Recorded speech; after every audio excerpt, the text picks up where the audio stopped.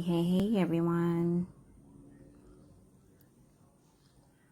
Great Tuesday evening to everybody. How are you all doing today? It's your girl, ShayMarie. Haven't done a live in a while.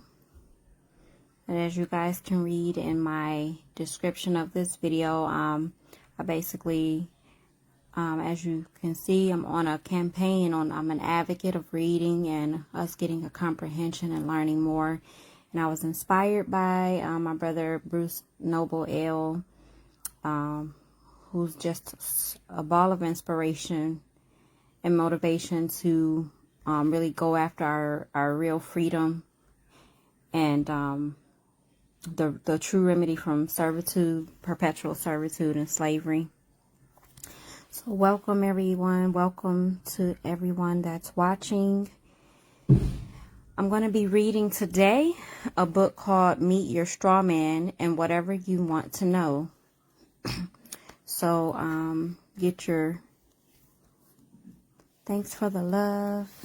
Welcome, honey. Thank you for coming.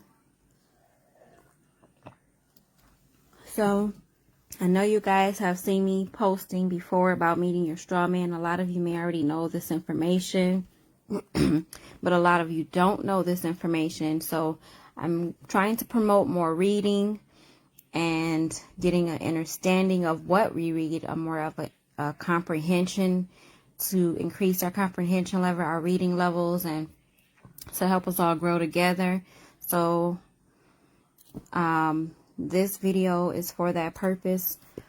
I'm actually going to share this.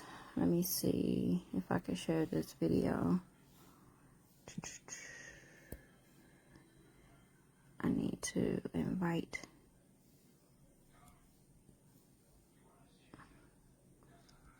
All right, I don't know.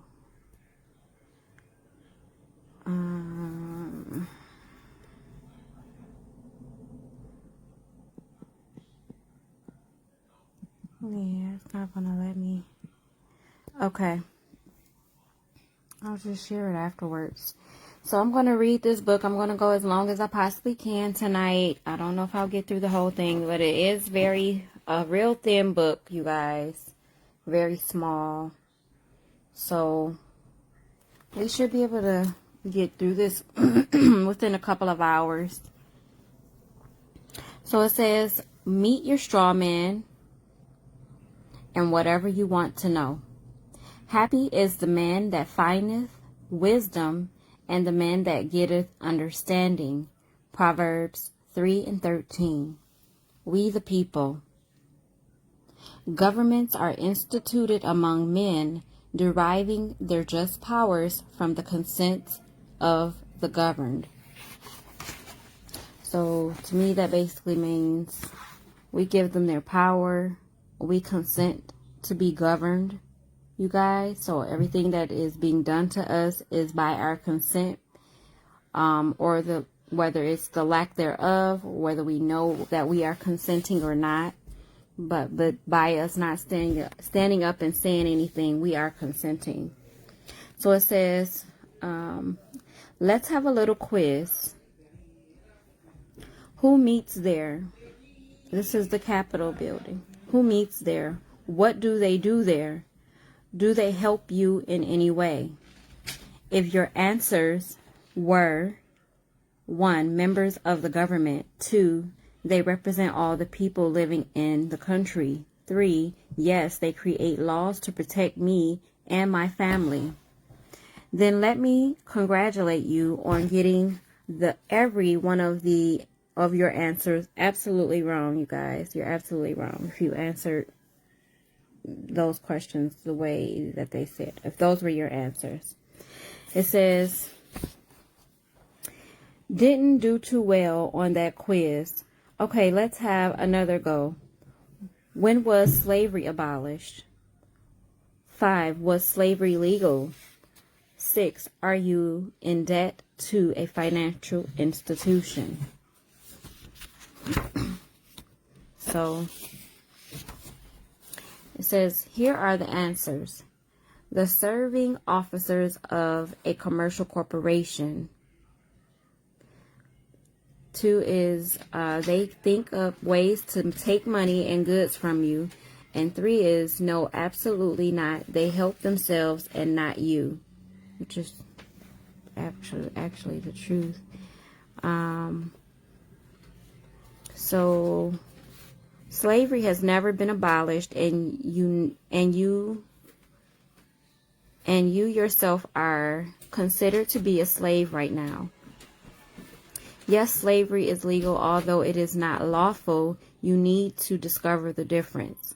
So know that basically this is letting you know that there is a difference between legal and lawful.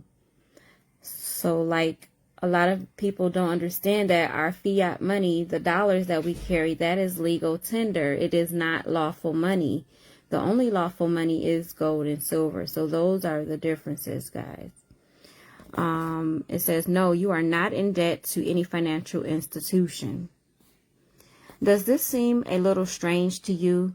If it does, then read on. Those in power have a big secret. Paying tax is optional. Registering a vehicle is optional. Paying a fine is optional. Let me zoom in on that, because I need y'all to understand this. Because a lot of you don't know this, and a lot of us are just living our lives acquiescing to things that we are not required to do, and we are choosing to do things that are optional, and we don't have to, and we're living our lives in a perpetual slavery by doing this. So registering a vehicle is optional. Paying a fine is optional. Attending a court is optional. Paying tax is optional, you guys, okay? It says you can if you want to, but you don't have to. Surprise? Well, try this on for size. Every mortgage and loan is fully repaid from day one. You can pay it again if you want to, but you don't have to. So basically what this is saying is that when you sign your mortgage, it is actually paid, you guys, from day one. But you actually, the next month or two, start paying a monthly payment, and you don't have to. It says, if nobody has told that you have a straw man, then this could be a very interesting experience for you. Your straw man was created when you were very young, far too young to know about it. But then it was meant to be a secret, as its purpose is to swindle you, and it has been used very effectively to do just that ever since it was created. The book says, perhaps it's about time that you learn about your straw man and how you can stop it being used against you. Knowing about it is the most important first step. You need to go on a journey of discovery, and I'm afraid that what you are about to discover is not very pleasant. However, if you decide to act on what you learn, it could change your life for the better. If you think that you are in debt, then you can get out of it if you are willing to stand up for your rights and refuse to be swindled any longer. Interesting. If so, then let's start at the beginning and find out where your straw man came from and why you should care about it. It all started when your parents had a happy event and you entered the world.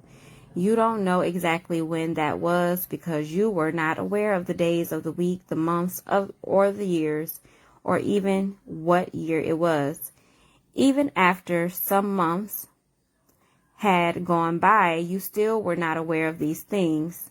But by that time, your straw man had already been created, and it was being used to make some very unscrupulous people rich. None of this was your fault. It happened because your parents were fooled into thinking that they needed to register your birth and get a birth certificate for you. So they applied for a birth certificate, not understanding what would happen when they did. Well, then, what happened? Well, then, what did happen? According to the local authority, they lost ownership of their baby, which is you, and they allowed a straw man to be created. This is not something which they can be blamed for, as nobody told them it would or could happen, nor did anybody tell your parents what a straw man is or how it can be used against their baby. In actual fact, the registration is a contract which is, in reality, null and void because there was no full disclosure by the local authority, nor was there intent to contract on the part of your parents. The registering of a baby's birth passes ownership of the baby to the local authority, and that alone allows the local authority to take the child away from the parents if they ever wanted to. This applies until the child reaches the age of maturity set by the current legal statutes. Doing that is not lawful, but after the birth has been registered, it is legal, and there is a world of difference between those two terms, a difference which it is very important that you come to clearly understand. So what is a straw man? A straw man is a fictitious legal entity created with the hope that as the child grows up, he will be fooled into believing that he is actually the straw man, which he most definitely is not, and pay all sorts of imaginary costs and liabilities which get attached to the straw man by con artists.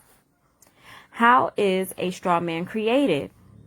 Well, the mechanism involves that unnecessary birth certificate which the parents imagine is about and belongs to their baby, neither of which is actually true. If the baby has been named James and the family name is Martin, then you would expect the birth certificate to have the name James Martin printed on it. If that is what is printed on it, then all is well, and it is a genuine birth certificate and nothing more. However, if another name is there, then the document is not a birth certificate, but instead is alternative entries.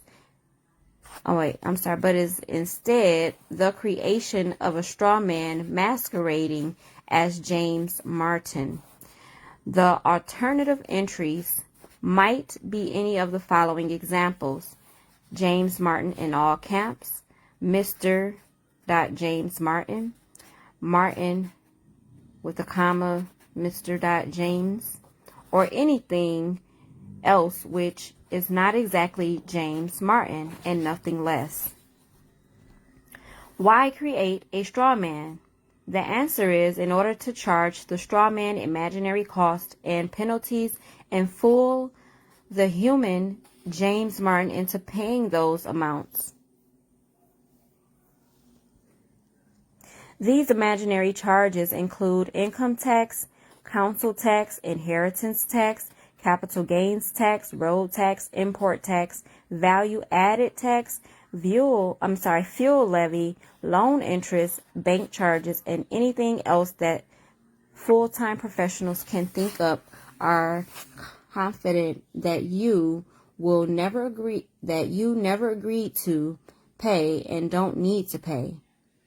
Legalese. Legalese is a secret language invented to trick you.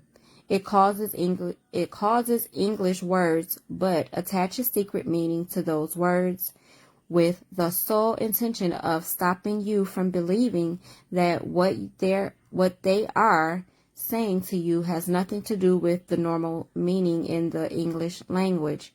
Their purpose is to cheat you and rob you. For example, they will ask to you, do you understand? In English, that means, do you comprehend what I'm saying to you? And the automatic response would be yes, meaning I do comprehend what you are saying to me. But these sneaky, underhand people have changed the meaning in legalese to mean, do you stand under me? Meaning, do you grant me authority over you so that you have to obey whatever I tell you to do? Wow. What makes it even worse is the fact that they will never tell you that they have switched from English to legalese. And if that is not dishonest, underhand, or unscrupulous, then I don't know what is. If you answer the question believing that English is being spoken, then they pretend that you are contracting with them to become subordinate to them. Whether or not that is actually true is debatable, because that is effectively a verbal contract between you and them. And for any contract to be valid, I'm sorry. I think the video stopped for some reason. I'm not sure why. However, where was I at? Whether or not that is okay, it says, if you answer the question believing that English is being spoken, then they pretend that you are contracting with them to become subordinate to them.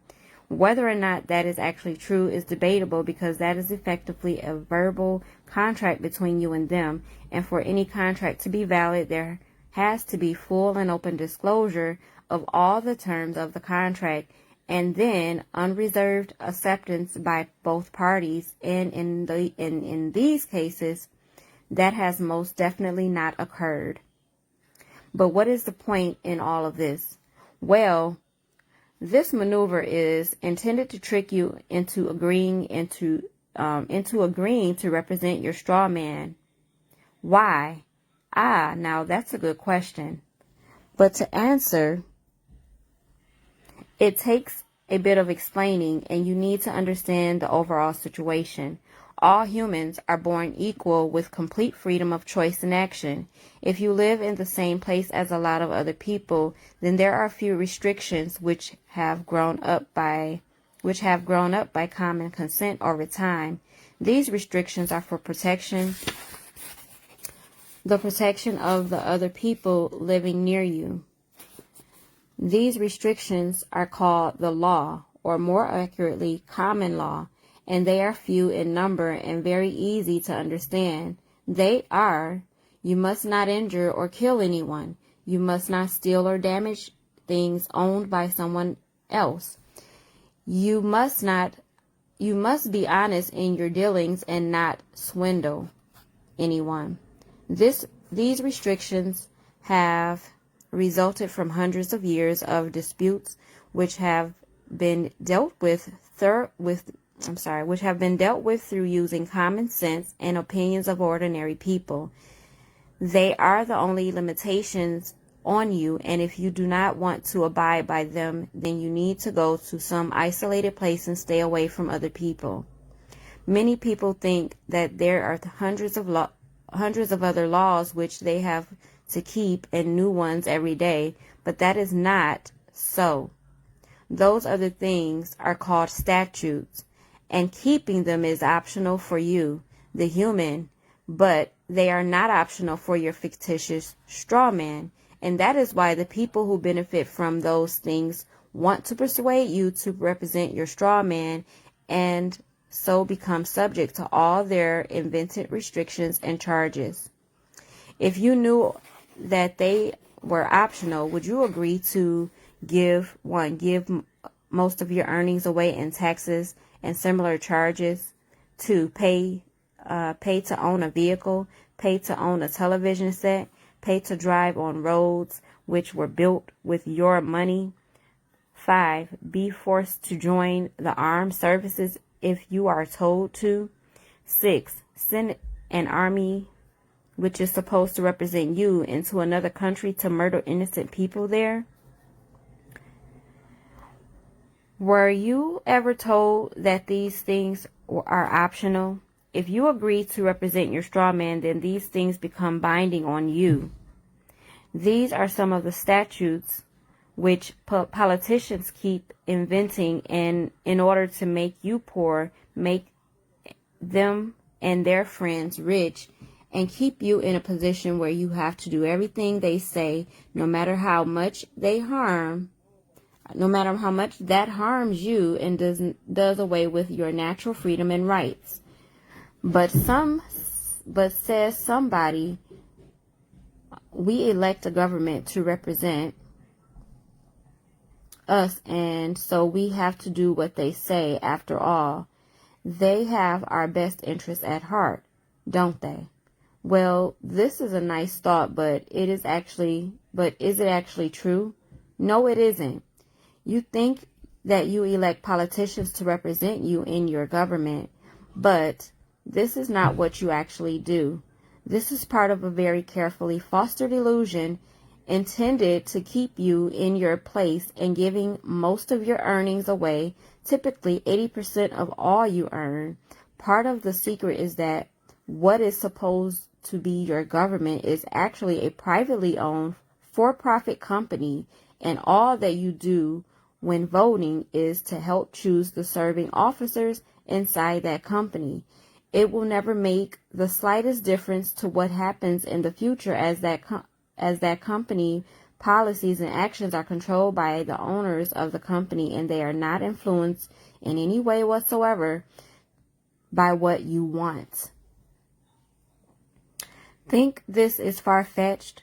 Then check it out via Duns Bradstreet or any of the other places which records the setting up and performance of 160 million commercial companies worldwide.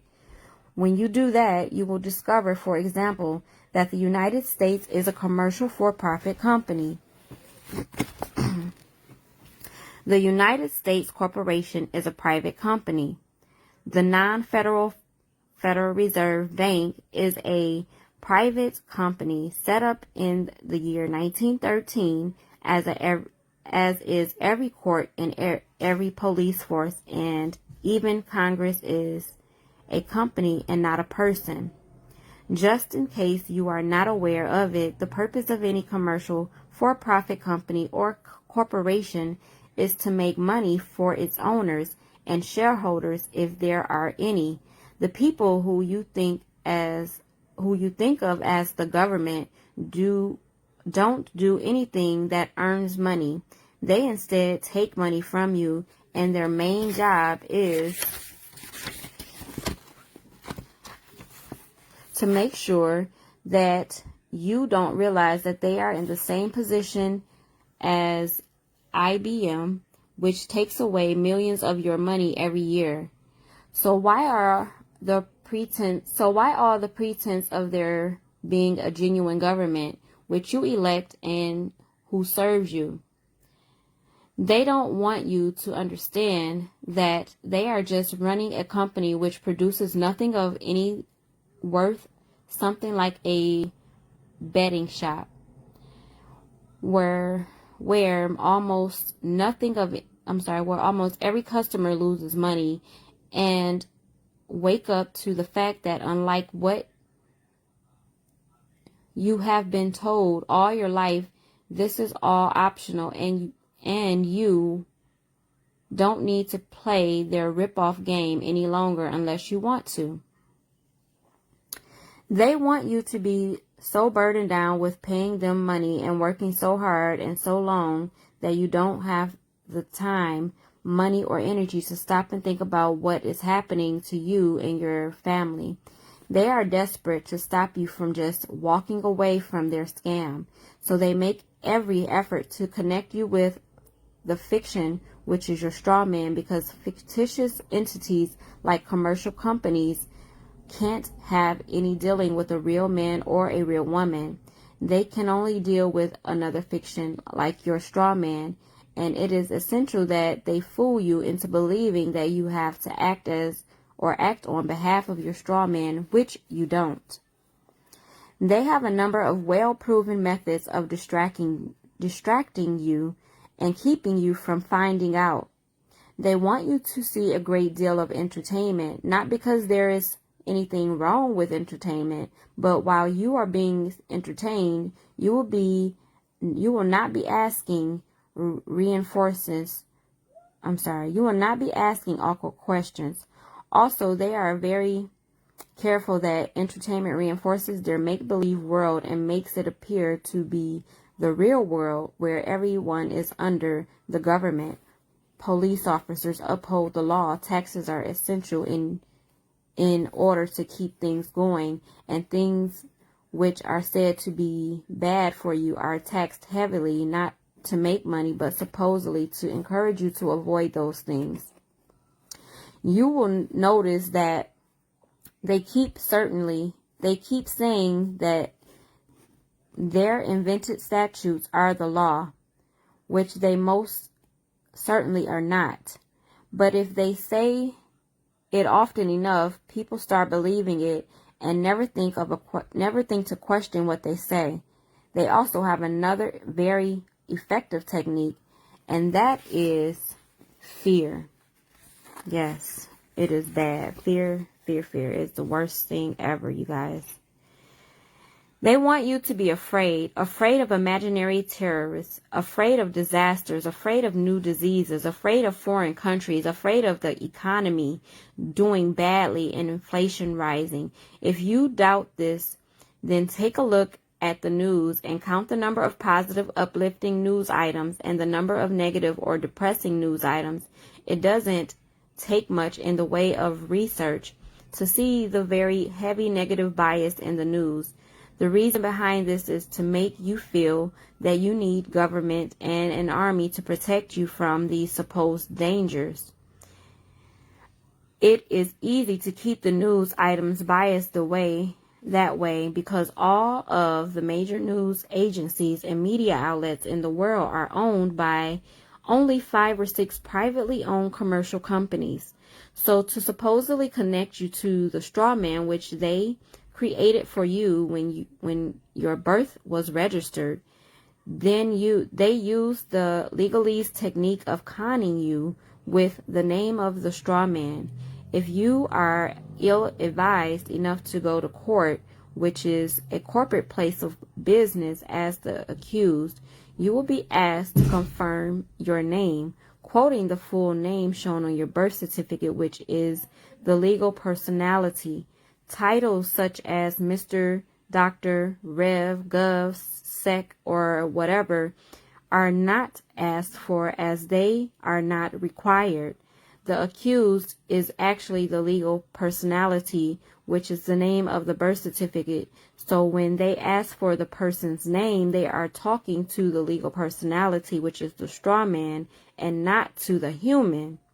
This is because a human cannot exist in the legal world. Only pieces of paper can, and it is something which they are very careful not to tell you. This is really key issue. Natural law and common law are the only laws which apply to humans, and they deal only with harming other people or causing them loss. Outside of those restrictions, a human has free and unlimited entitlement to do anything he chooses which complies with these principles. As opposed to this, acts of Congress, statutes, and statutory instruments, contracts, do not apply to human, but only to the piece of paper, which is the legal personality, which has no reality. As the legal fiction, the legal personality was created by the company called the United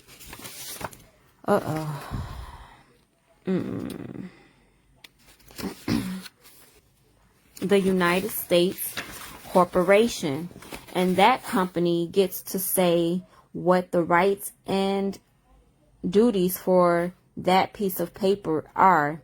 When a person is born in America, a mother or father submits a birth certificate registration form, which is a piece of paper. There is no requirement under law or under common law to do this.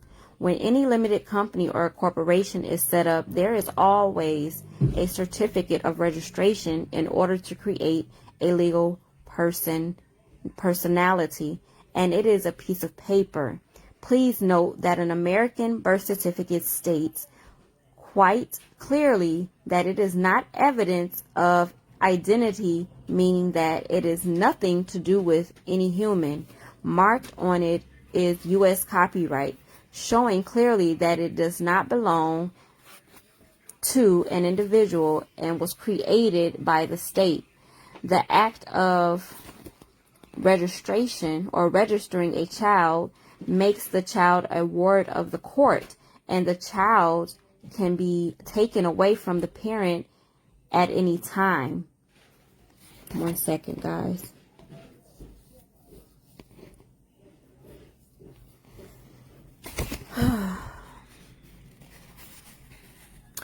The legalese definition of words which sound commonplace can be found in Black's Law Dictionary, and the current edition is the 8th.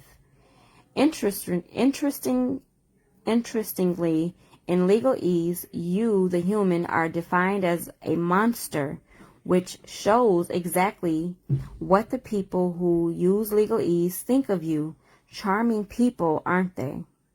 Another trick that they try to play on you is to imply that a summons is something which you must obey. In fact, it is only an invitation to attend their place of business. They are not inviting you, the man or woman, but instead they are inviting the legal personality to their place of business. And please note that there is a choice, and it is only an invitation. The legal personality is just a piece of paper, a birth certificate created by the commercial company called the United States Corporation, and it is not the human. You can't be forced into a contract, so they have to deceive you into entering into one without understanding what you are doing. They are using deception, as every judge's court is a trading name of the commercial company called the Department of Justice, which does not have a parent company listed, meaning that it is a parent company itself. Legal people on being shown this company registration respond by realizing that if the information is genuine, which it is, then the U.S. has been lawless for more than 100 years because the whole justice system is being dealt with by a commercial company. Going to court in connection with any civil action is a very bad idea, as the only function of the court is to judge between two parties who disagree and then penalize the loser.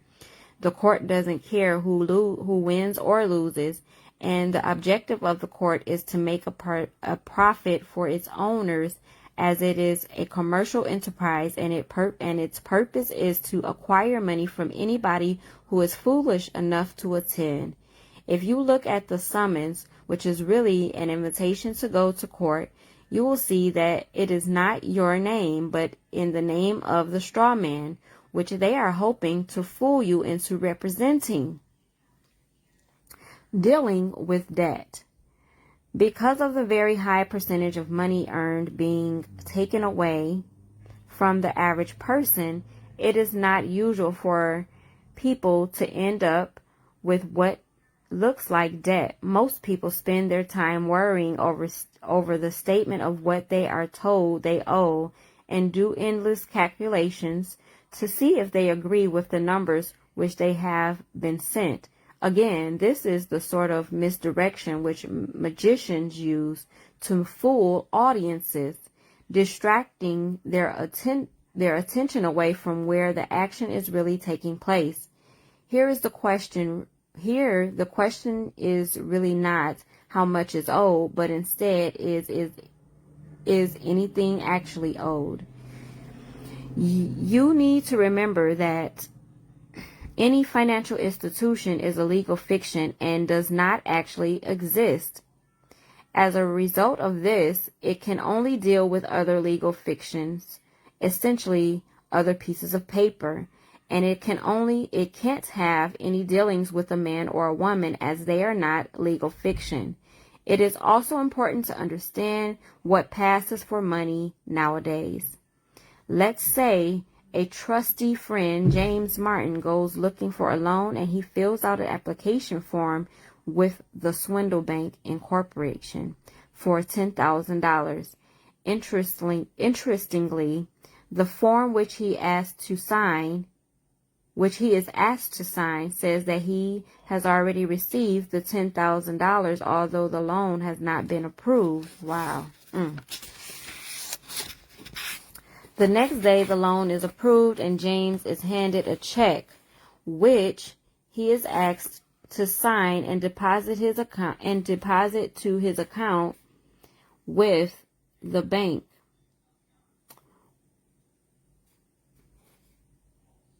We won't follow up on that. Wait a minute. With the bank. We won't follow up on that very interesting procedure at this time, but please remember that he now has provided 2 signatures. I'm sorry, guys. For $10,000 in Strawman name, and he has received is a 1 and 4 zeros in the account of the Swindle bank account. All goes well for several months until James loses his job and does not manage to get another one. This is financial trouble which he does not know how to deal with. Time goes by, and James has not had significant money to make payments against his loan from the Swindle Bank Incorporation. He starts getting letters from the bank saying that he must pay the arrears immediately and keep up with the payments in the future. There is not the slightest chance of that happening, as James does not have any money and he does not know what to do. Fortunately, Peter, the next door neighbor of James, happens to be an independent financial advisor with years of experience, and James has the idea of asking him for help. Peter is willing to help, and so he sits down and goes through the paperwork. Then he tells James, "You must not ignore this situation. Write back immediately and say that you agree to pay any financial obligation which you may lawfully owe, on the condition that they provide validation of the debt, that is the actual accounting verification." Number 1, validation of the debt, that is the actual accounting. And 2, the verification of their claim against you, that is a signed invoice. 3, a copy of the contract binding both parties, you and them, in a letter by certified mail, so that there is an independent witness to it having been delivered. Every letter you write should be marked clearly without prejudice, which means that you reserve all your lawful rights and you accept no contract unless it is shown to be lawful by meeting the 4 essential conditions to a lawful binding contract, namely: 1 is full disclosure. You were not told that you were actually creating the credit with your wet ink signature. 2, equal consideration. They brought nothing of value to the table and so had nothing to lose. 3, lawful terms and conditions. Yours were based on fraud. 4, the wet ink signature of both parties. Corporations can't sign because they have no right or mind to contract, since they are soulless legal fictions, and furthermore, no third party can sign a contract on their behalf. Peter then tells James that agreeing to pay, provided that the evidence of a lawful debt can be produced, stops him being taken to court, because courts only adjudicate between parties who are in dispute, and as James has agreed to pay, there is no dispute, so the court would not accept any applications for a hearing. If the swindle bank were foolish enough to try, James has only to send the court a copy of his letter agreeing to pay, and the case would be thrown out, dismissed immediately, and the bank might well be penalized for wasting the court's time. The bank is now in trouble as it has been running a con game on James, and so can't produce the documents for which James has asked. The request by James was reasonable in every respect. However, a loan agreement is a contract, and so there has to be full. One second. Can you give me some water? There has to be full disclosure of all the details, which there isn't, or which there wasn't. Both sides have to put up something of equal worth, which didn't happen, and the contract has to be signed in wet ink by both parties, which the bank can't do. So the bank has a real problem. The bank will probably send a statement of what it wants James to believe is an outstanding amount. James should return this with a polite note saying that a statement is not an invoice, so would they please provide a signed invoice as requested. They will also probably send a photocopy of his loan application form, at which point James should write back and point out politely that it does not constitute a contract, as it is only signed by one of the parties, him. And he asked for a copy of the contract signed by both parties. The bank is likely to go silent at this point and stop corresponding with James. James should then write again requesting that the necessary documents be sent to him within the next 14 or perhaps 28 days. And if it does not happen, then he will consider the debt to be fully discharged. The bank will either remain silent or write back to say that the debt is fully discharged. If the bank tries phoning, then just tell them politely that you only wish to deal with this matter in writing and hang up. If the bank remains silent for the stated period of time, then James should write back stating that due to the bank's failure to provide the necessary evidence of a lawful debt within the reasonable period of time provided, that James now considers that the debt is fully discharged, and ask the bank to confirm that in writing. The bank will normally write back confirming that the debt is fully discharged and that there is nothing owing, and if it does not do that, it will stop asking for any further payments.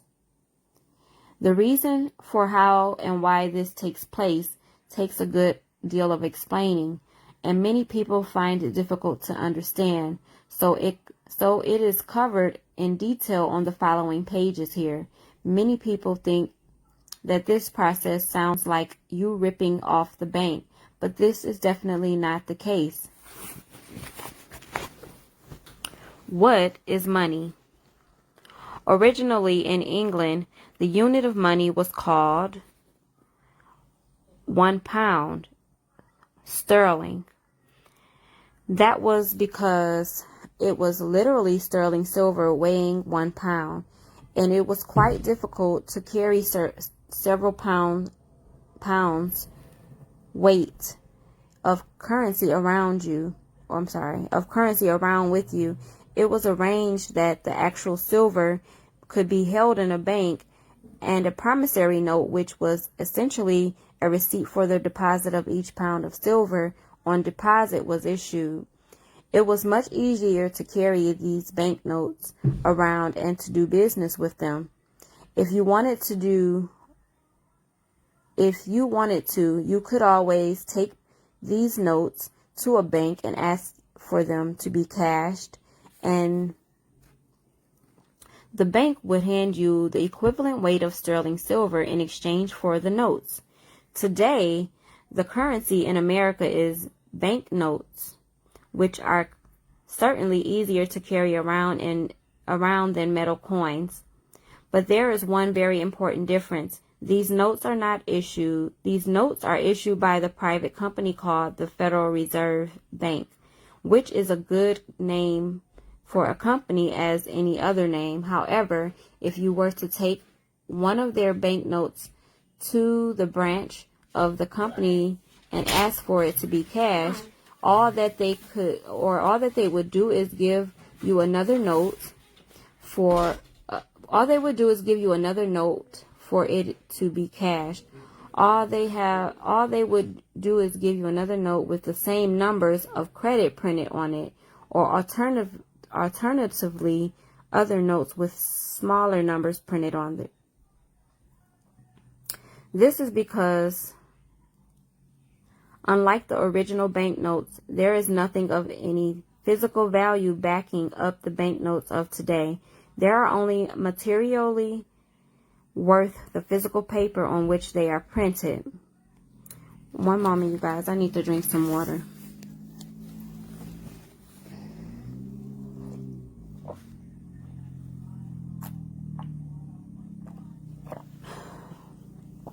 Okay.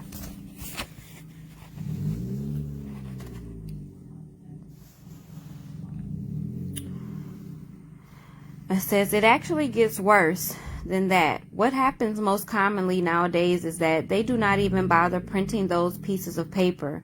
Now they just tap some numbers into a computer record, or if they are old-fashioned enough, they write the numbers into a ledger by hand. What do these numbers represent? Nothing at all. They have no actual value. In other words, just as much value as if you type them into your own computer. Quite meaningless, and yet a bank or other financial institution will merely lend you those numbers in return for years of your work plus interest charges. Now, isn't that really generous of them? Actually, this is not all that funny, because if you don't keep paying them money earned by your very real work, they will attempt to take your house and possessions away from you. This won't happen if you understand that what they lent you with was actually valueless. Take the case of Jerome Daly of Minnesota in America. In court, Jerome challenged the right of the bank to foreclose on his home, which had been purchased from a loan from the bank. Jerome argued that any mortgage contract required that both parties, that is himself and the bank, put a legitimate form of property for the exchange. In legal language, that is called legitimate consideration, put forward by both parties to the contract. Jerome explained that the money was, in fact, not the property of the bank, and as it had been created out of nothing as soon as the loan agreement was signed. That is, the money does not come out of the bank's existing assets, as the bank is simply inventing it. In the reality, the bank is putting up nothing of its own except for a fictional liability on paper. As the court case progressed, the president of the bank, Mr. Morgan, took a stand and admitted that the bank, in combination with the privately owned commercial company called the Federal Reserve Bank, created the entire amount of the loan in credit in its own books by means of a bookkeeping entry. The money and credit coming into existence when they created it. Further, Mr. Morgan admitted that no United States law or statute exists which gives him the right to do this. A lawful consideration must exist and must be entered to support the loan agreement. The jury found that there had to be no lawful consideration put forth by the bank, so the court rejected the bank's application for foreclosure, and Jerome Daly kept his home debt-free. That is actually a situation with all American mortgages. When someone makes an application for a mortgage or any other loan, the applicant's signature is required on the application form before the loan is approved. The signature on that signed application makes it a valuable piece of paper which the bank can deposit in its account a credit to the bank for the amount of the loan. The bank could just keep that application form and stay ahead by $100,000 or whatever, but they want more, much more. They want the borrower to pay them the same amount again, funding it by years of labor, and not only the amount of the supposed loan, but significant extra amount in interest as well. Why do you think they are so keen to lend you money? They are even willing to lend people with very poor credit, and there is no way that the bank can lose out on the deal, no matter what happens. This is why if a company starts demanding payment of large sums of money, you start by asking them to provide the accounting for the deal. In other words, you are asking them to show in writing that they provided something of genuine worth as their side of the loan contract, as they invented the money as numbers in their books with no real worth attached to those numbers. They are in deep trouble as they can't comply with your demand to see their accounting for the deal. Did you ever wonder how the average bank manages to make hundreds of millions of dollars profit every year? Well, you are looking right at where a large chunk of it comes from, the bookkeeping. This next part of the information may be a little difficult to understand. When any business is being run, the accounts are recorded as money coming in and money going out. For a bank, the money coming in is called a credit and money going out is called a debit.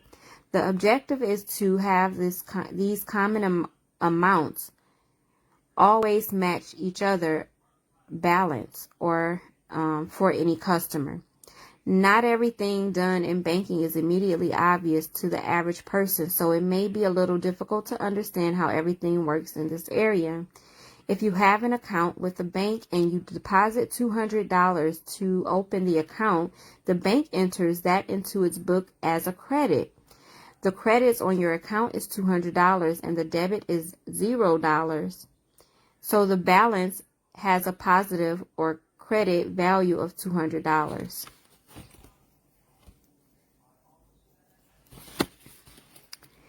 If you were to withdraw $300, then the bank would record as a debit of $300. Then the credit balance on your account is $200.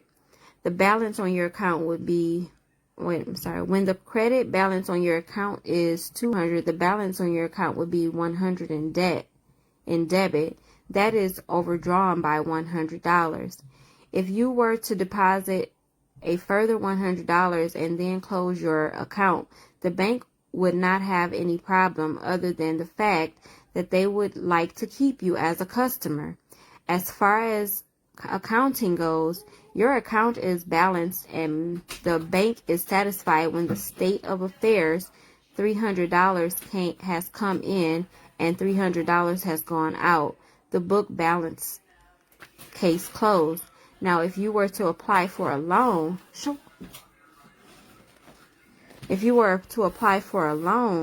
mortgage or otherwise, for $100,000 from the bank, and they would give you an application form which is set out in such a way that you have to fill it in. You have to fill in the strawman's name rather than your own.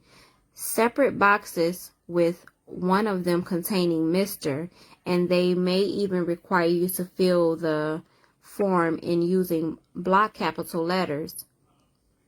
You may think the capital letters are so that they can read your writing, or perhaps to make it easier for it to be entered into a computer, but the name in those capital letters belongs to the straw man and not you. You have actually just made an application on behalf of the straw man and not on behalf of yourself. You might wonder why they would want you to do this.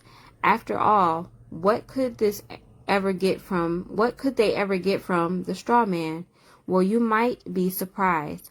When the straw man was incorporated,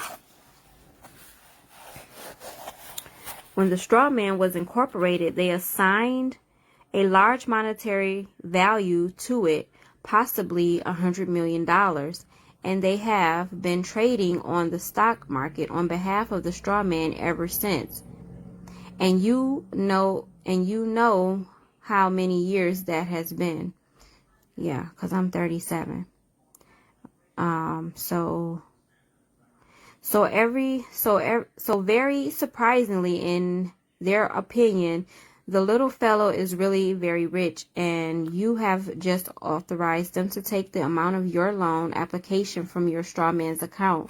So before the bank passes you any money, it has already gotten its money from the straw man account and entered it into its books as $100,000 credit to your account. Then they place $100 into your loan account as a debit.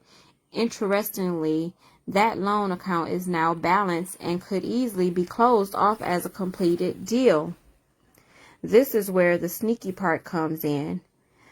To get the money out of your account, you have to write and sign a check for $100,000 on that account.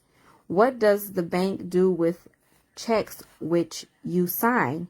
It assigns them to the account as an asset of the bank, and suddenly the bank is ahead by $100,000 because the check is in the name of the straw man, who can supply the balance with almost any amount of money.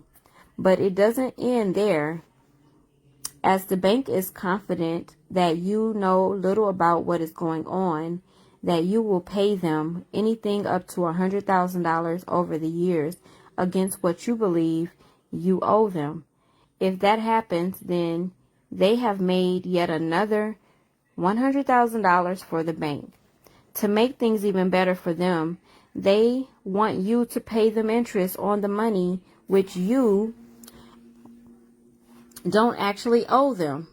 Overall, they make a great deal of money when you borrow from them. So perhaps you can see now why banks make hundreds of millions in profit each year. If the loan were used to buy a property, then the bank probably insisted that you assign the title deed to them as collateral for the loan.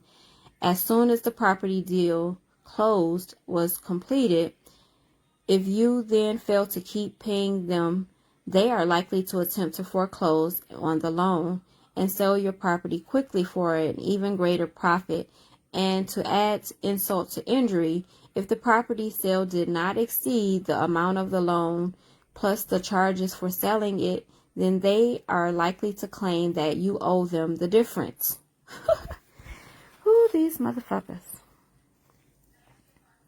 Perhaps you now see why Jerome Daly told them to go take a running jump at themselves, and why your request for the accounting for any loan made to you puts the bank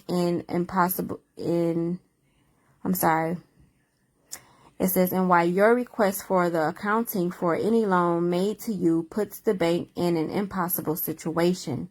If the bank then writes and tells you that the debt is fully discharged, they still have made a massive profit on the operation, and they also hope that the vast majority of their customers will not catch on to the fact that they are paying far too much for their property, or even that there is a straw man involved.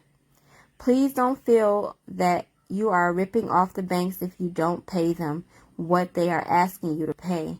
They have already recovered everything paid out before you start paying them for the second or third time. When it is a mortgage, the entire process is very much the same. The Debt-Free Sovereign website.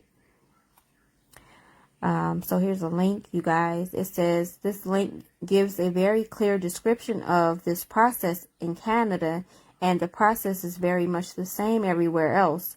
They describe a typical property sale and mortgage this way. The buyer goes to Magic Bank to respond to the bank's claim that is in the business of lending money in accordance with its corporation with this corporate charter.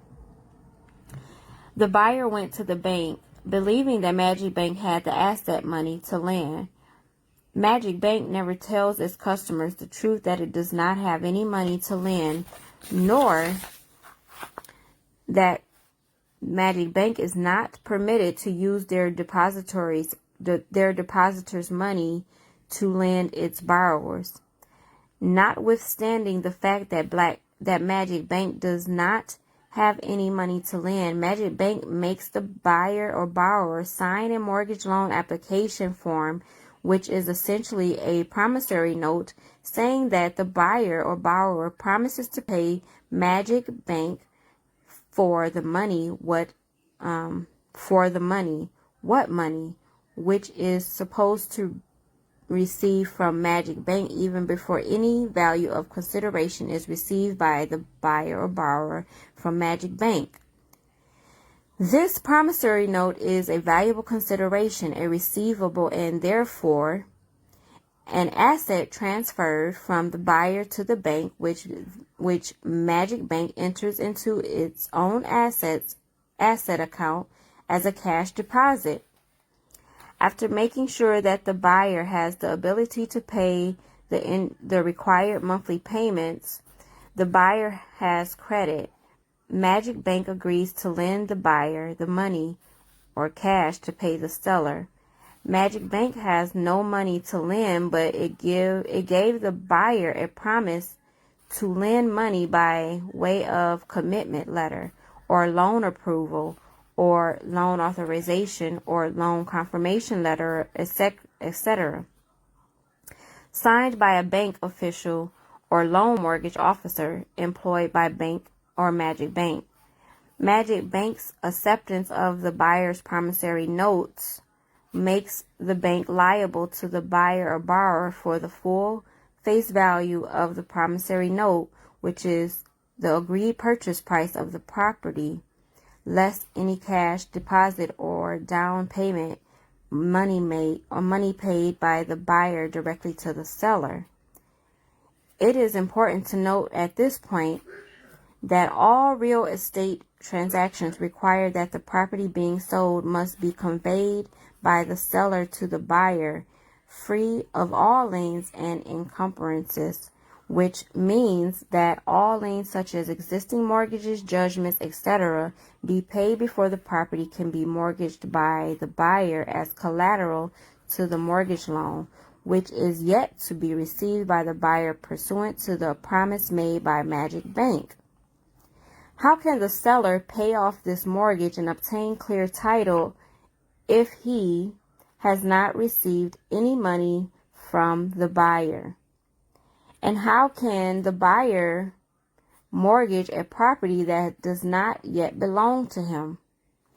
This dilemma is solved using Magic Bank's magic bag of tricks.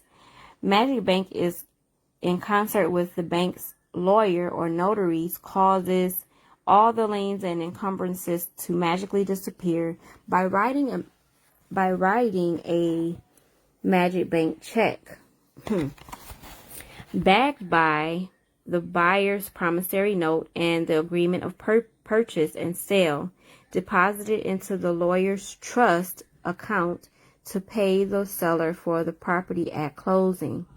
In essence, using the buyer's promissory note as the cash to enable the agreement of purchase and sale. So the buyer's promissory note made the conveyance possible. Magic Bank caused the property to be conveyed from the seller to the buyer with title free and clear of the encumbrances and liens. The property now belongs to the buyer, which makes it possible for the buyer to mortgage his property to Magic Bank.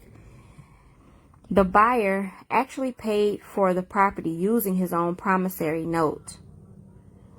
At this point, the seller has not yet received any money or cash, so Magic Bank and its magicians must perform more magic in order to satisfy the seller's requirement that he get paid, or the whole deal is null and void.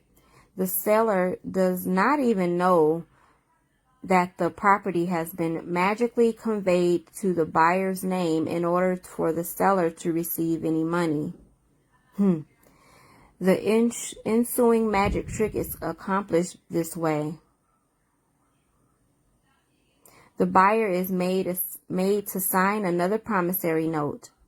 The mortgage contract is attached to the promissory note, which makes the buyer liable to pay Magic Bank for the money or the loan which the buyer has not yet or may never receive for up to 25 years or more, depending on the term of the mortgage contract. This note is linked to the collateral through the mortgage contract, as such it is valuable to Magic Bank. Magic Bank then goes to the Federal Reserve Bank or to another bank to pledge the deal that they have just gotten from the buyer for credit. The Federal Reserve Bank then gives Magic Bank the credit. Remember, it is not Magic Bank's credit. It is the buyer's credit who promised to pay Magic Bank if and when the money is received by the buyer from Magic Bank, payable for up to 25 years or more. Note, what happened above is basically a swap transaction all banks do to monetize security. In this case, the second promissory note that is linked to the mortgage contract and signed by the buyer is a mortgage-backed security. So I've been reading for an hour. What time is it? It's 10:20. What I'm going to do is end this for the night, you guys. I stopped at page 22. Well, let's see here. I'll go ahead and finish this little section and then I'll end. So it says, Magic Bank will then agree to pay the Federal Reserve Bank a certain percentage of interest over prime. Thus, the buyer's loan package goes to the Federal Reserve Bank, which credits Magic Bank with the full amount of the credit, which is the total amount of the money Magic Bank is entitled to receive after 25 years, which is the amount of the principal plus all the interest payments the buyer has promised to pay Magic Bank for 25 years or more, which is usually 3 times the amount of the money promised by Magic Bank to the buyer. By Magic Bank just enriched itself and got paid in advance without using or risking its own money. Magic Bank's magician, the lawyer who holds the check that is backed by the buyer's original promissory note, then writes a check to the seller as payment for the property. In effect, the buyer paid the seller with his own money by virtue of the fact that it was the buyer's own money, the promissory note, that made the purchase and sale possible. Magic Bank just made a cool 300% profit without using or risking any capital of its own. Neither were there any depositors' money deducted from Magic Bank's asset account in this transaction. What really happened was pure deception, and if we, the people, tried to do this, we would end up in prison, being found guilty of fraud and criminal conversion, not to mention that the property would have been seized by the court. This is only a crime if we, the people, do it to each other, as it would be an indictable crime. If we issued a check with no funds, there would not be any deal, no purchase and sale agreement, because there is no valuable consideration. In order to decriminalize the transaction, we need Magic Bank and their cohorts to make the deal happen. It is really a conspiracy of sorts, but these persons, the banks, the lawyers, the land title officers, and even the courts do not consider the transaction as fraudulent transactions, because these transactions happen all the time. Such as a contract void ab initio, or void from the beginning, which means that the contract never took place in the first place. Moreover, the good faith and fair dealing requirement through full disclosure in non-existence, which further voids the contract. Magic Bank failed to disclose to those buyers that it will not be giving the buyer any valuable consideration and taking interest back and additional benefit to unjustly enrich the corporation. Magic Bank also failed to disclose how much profit they are going to make on the deal. Magic Bank led the buyer to believe that the money going to the seller would be coming from its own asset account.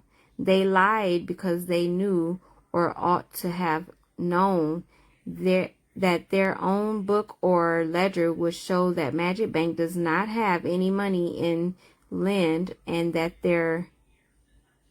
money to lend, and that their records will show that no such loan transaction ever took place. Their own book will show that there would be no debits from Magic Bank's asset account at all, and all that would show up are the two entries made with the buyer gave Magic Bank the first collateral or the promissory note, which enabled Magic Bank to cut a check, which made it possible to convey the property from the seller to the buyer free and clear of all liens and encumbrances, as required by the agreement of purchase and sale entered into its writing between the buyer and the seller. What really happened was not magic. In reality, the buyer's promissory note was used by Magic Bank and its musicians, the lawyers and the land title clerks, to convey free title to the buyer from the seller. So why do we need the mortgage contract at all? The other entry that will show up when we audit Magic Bank's accounts is the other pledge of collateral, including the buyer's promissory note, which was converted unlawfully and without disclosure or permission from the buyer, into a mortgage-backed security, which was swapped or deposited by Magic Bank to the Federal Reserve Bank, for which another deposit was entered into Magic Bank's transaction account. From the above, we can list all the criminal acts perpetuated by Magic Bank. The first is the mortgage contract was void ab initio, because Magic Bank lied and never intended to lend a single cent of their own asset or depositor's money to the buyer. Number 2, a valid contract must have lawful or valuable consideration. The contract failed for anticipated breach. Magic Bank never planned to give the borrower any valuable consideration. Magic Bank breached all its fiduciary duties to the buyer and is therefore guilty of criminal breach of trust by failing in its good faith requirement. Magic Bank concealed the fact from the buyer that it would be using the buyer's promissory note first to clear all the liens and encumbrances in order to convey clear title to the buyer, and then use the second promissory note to obtain more money from the Federal Reserve Bank or other institutions that buy and sell mortgage-backed security. Magic Bank received up to 3 times the amount of money required to purchase the property and kept the proceeds to protect itself without telling the buyer. Magic Bank violated its corporate charter by lending credit or nothing at all to the buyer and then charging interest on this make-believe loan. Banks are only licensed to lend their own money, not other people's money. Magic Bank used the buyer's promissory note to lend the title, which essentially purchased the property from the seller. The transaction is an ultra-virus transaction because Magic Bank has engaged in a contract outside of its lawful mandate, and its ultra-virus contract is void or voidable because it is not existent in law. Everyone involved in this undertaking with Magic Bank, starting with the loan or mortgage officer, the lawyers, the land title office, and even the central banks, are equally guilty by association by aiding and abetting Magic Bank in its commission of its crime against the buyer and the people who would eventually have to absorb all the loss through increased taxes, etc. In the final analysis, Magic Bank and the others who profited from the ultra-virus transaction are guilty of unjust enrichment and fraud for deceiving the buyer and the people and for acting in concert in this joint endeavor to deceive the buyer. Okay, guys, so we ended today on page 23. No, that wasn't 23. We ended on page 25. So next time I come back, I'm going to pick up on dealing with the police. We'll go over that information. So today's book was Meet Your Strawman and Whatever You Know. We got a lot more to go over, you guys. This is a lot of information to take in. So definitely listen to this over and over again.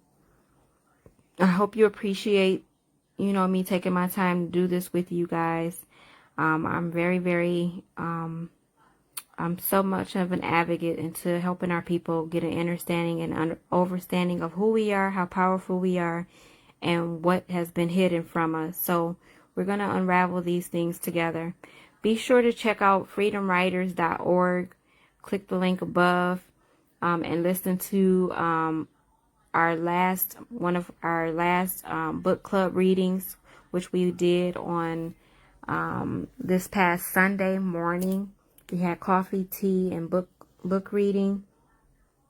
So be sure to check that out on freedomwriters.org and check out some of the other amazing things that we're doing in our community, you guys. You definitely want to get with us and build with us and grow with us. So we're definitely doing some awesome things. So with that being said, it is your girl, ShayMarie. It's very late. I'm super tired. I thank you all for listening to me today.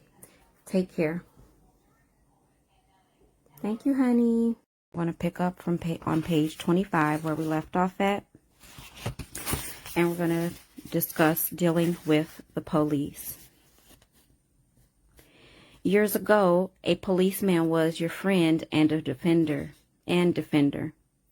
Things have changed now that the police forces have become commercial organizations dedicated to producing a profit by taking money from you in the form of speeding fines, parking fines, and any number of other sources.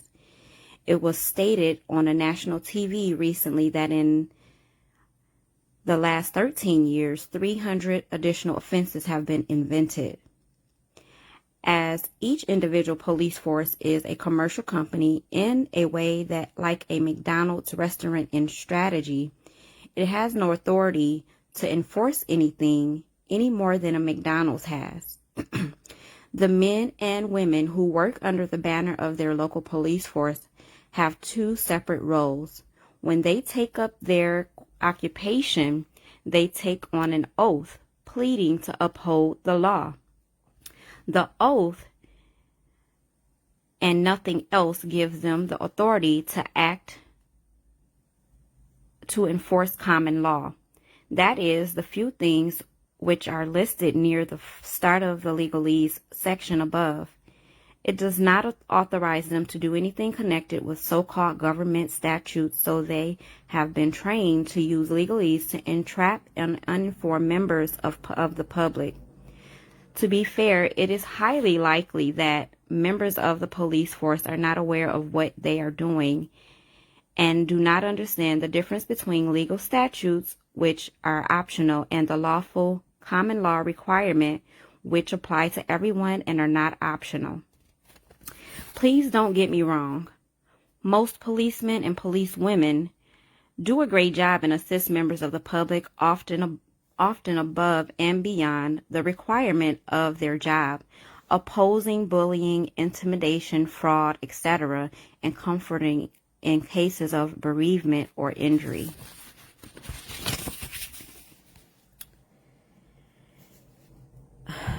Admittedly, the commercial companies who control the police forces are working hard to end this sort of positive behavior using ridiculous health and safety regulations as an excuse, and even to the extent that police officers are instructed to stand by and watch somebody drown and not attempt to save them. This is not the choice of the officer, but the instructions of the owners of the company, because these thousands of invented offenses do not apply to anybody unless they agree to be bound by them. It becomes essential for a police officer to possibly inadvertently persuade member of the public to agree to subject themselves to these unnecessary restrictions and agree to pay invented cash penalties, cash penalties to the local commercial company called the police force. The normal first attempt to establish this spurious dominance of the police officer is by him asking for your name. This is not an innocent question, and it is essential that you are careful in what you say, as there are legalese booby traps all over the place. One suitably reply is, the law does not require me to provide this information, which is entirely correct and avoids pitfall number one. And no matter how often the question is asked, the answer is always the same.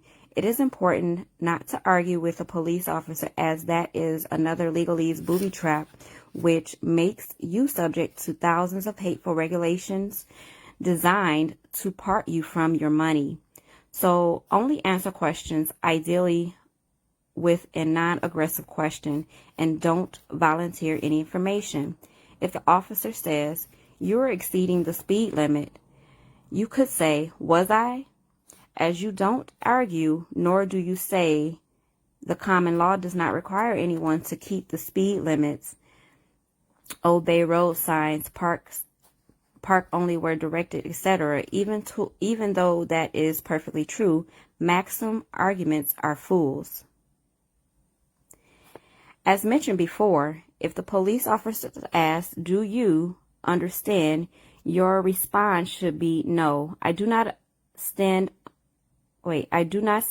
under you in this matter." As before, the question is a legalese trap and has nothing whatsoever to do with understanding anything which has been said. Under common law, an offense has only been committed if there is a victim, somebody who has been injured or killed, had possession damaged or stolen, or who has been defrauded. So if the police officer keeps pushing you to agree to pay his company the money when you don't need to, then a good question is to ask, what is the charge, or am I free to go? If you stick to these things, then the police officer has nothing to work on, as you have not agreed to be bound by statutes. You have not provided a name and address for him to write on an invoice or fixed penalty notice, as they like him to write. As they like to call it. And you have not entered into a controversy by arguing with him, or into dishonor by refusing him point blank. One moment, everyone. My apologies.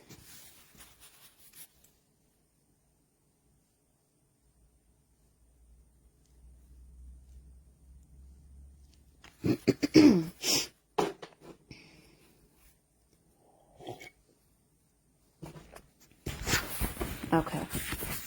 Sorry about that. There is one other thing, and that is, without being aggressive or offensive in any way, you must not do anything which he tells you to do, because if you do, then those charming legalese people can see that you agree to stand under him and become subject to his legal but not lawful authority, and so become liable to those thousands of conning plans called statutes, carefully crafted in order to rob you in a perfectly legal but not lawful way. One thing which any police officer needs to become aware of is the fact that they do not have any security provided by the police force which employs them. In any situation which does not involve common law, the police officer is on his own, acting as an individual contractor, and as such is wide open to action against him, either under common law if he is acting unlawfully, or by civil court action of his actions warranted, or if his actions warranted. If there is failure to establish joinder, which is where a human voluntarily agrees to represent the straw man and so becomes subject to statutes, then the presumed authority of a police officer does not exist in any respect, and he is acting solely as an individual whose only authority is to enforce common law and nothing else. So this kind of makes sense as to why, like it's in here in Detroit, when you get a traffic ticket, if you decide to go to court on the traffic ticket, or if you get a court date and you show up, if the police officer doesn't show up, then they throw the ticket out of the court, you guys. They just throw it out and close the case and send you home. So at that point, it's just a waste of your time, having to go downtown and pay all these parking fees and go through all of this extra security checks and stuff. So it's not required. Department of Motor Vehicles, what very few people are aware of is the fact that the act of applying for registration confirms the transfer of physical ownership of the vehicle from you to the purchaser who paid the money to the state. That is, you have given the vehicle away to a commercial company who has done nothing at all for you, and which does not have your best interest at heart. Since it is unlawful to swindle anyone, I would be most interested to hear any reason why this registration should not be deemed to be unlawful, blatant, and an obvious fraud, for there has not been full disclosure of silent and adhesive contract terms. The change of ownership is shown by the fact that you, the previous owner, are not sent a document stating that your straw man is now the registered owner of the vehicle which you have just bought. You are left to pay for maintaining the vehicle which you do not own, and which the actual owner will seize and sell the vehicle, which cost him nothing, if you, as the agent for the registered owner, do not keep on paying for the use of the vehicle. Seizing the vehicle would not be lawful if the vehicle did not belong to the company doing the seizing. The vehicle will be seized in the registration if the registration tax is not paid. The tax was originally introduced as a fund contributed to by the vehicle's driver in order to build new roads and maintain roads that exist. That was a reasonable idea, which means that all the roads in the country belong to the people who paid the money for them to be built and repaired. Local authorities say that they can maintain roads properly. Local authorities say that they can't maintain roads properly as they do not have sufficient funds to do the work. The charge is for more vehicles of larger size on the excuse that they burn more fuel and so contribute more to global warming. The real purpose for the increase is to take more money from people who have no idea what is going on. There is even a proposal now that motorists be charged for every mile that they drive along the roads which they paid for and own. That of course is not the only stream of income from vehicles.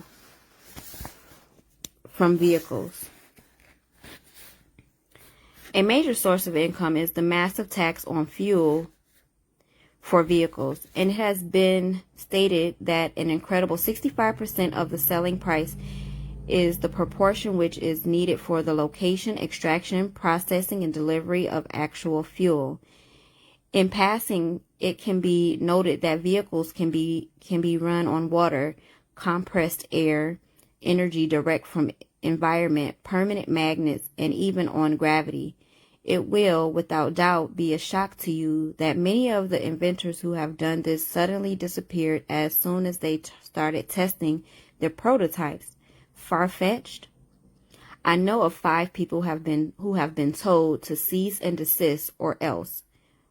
When you understand the billions and billions in profit that are made through selling oil products, actions like that become very understandable, especially since the people who do these things own the police forces and the courts and know that there will be no comeback no matter what they do. So what about the driver's license? Under common law, humans have the right to travel freely, and that includes using a vehicle when traveling.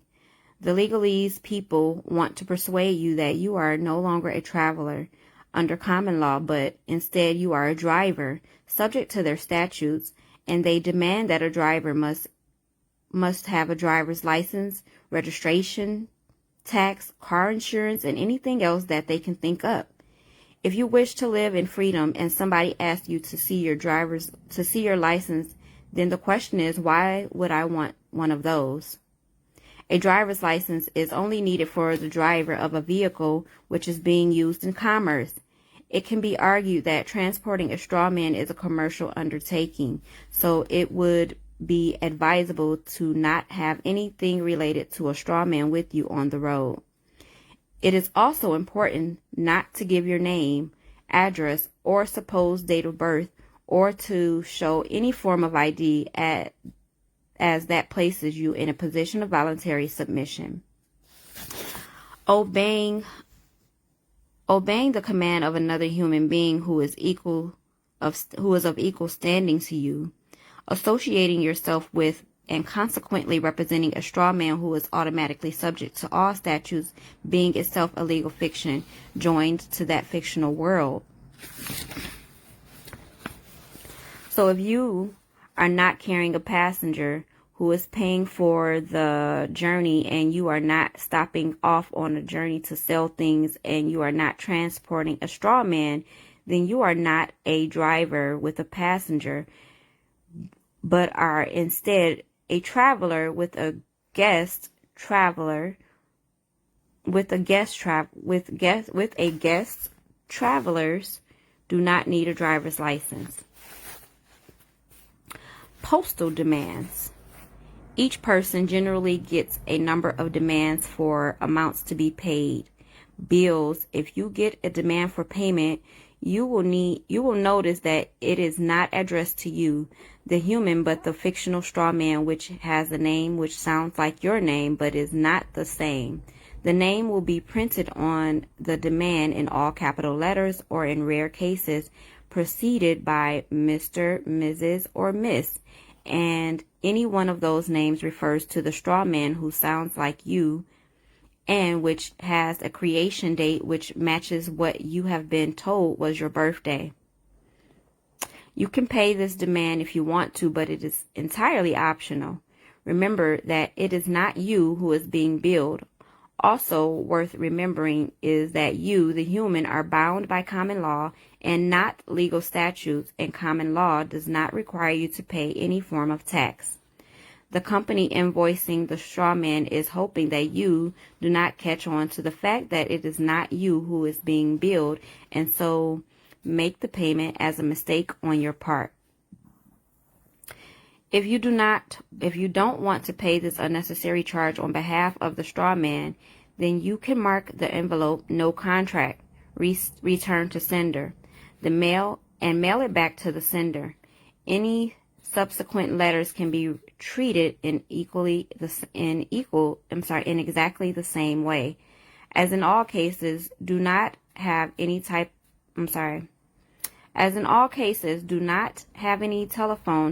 conversation about it, as verbal communications bristle the legalese verbal traps.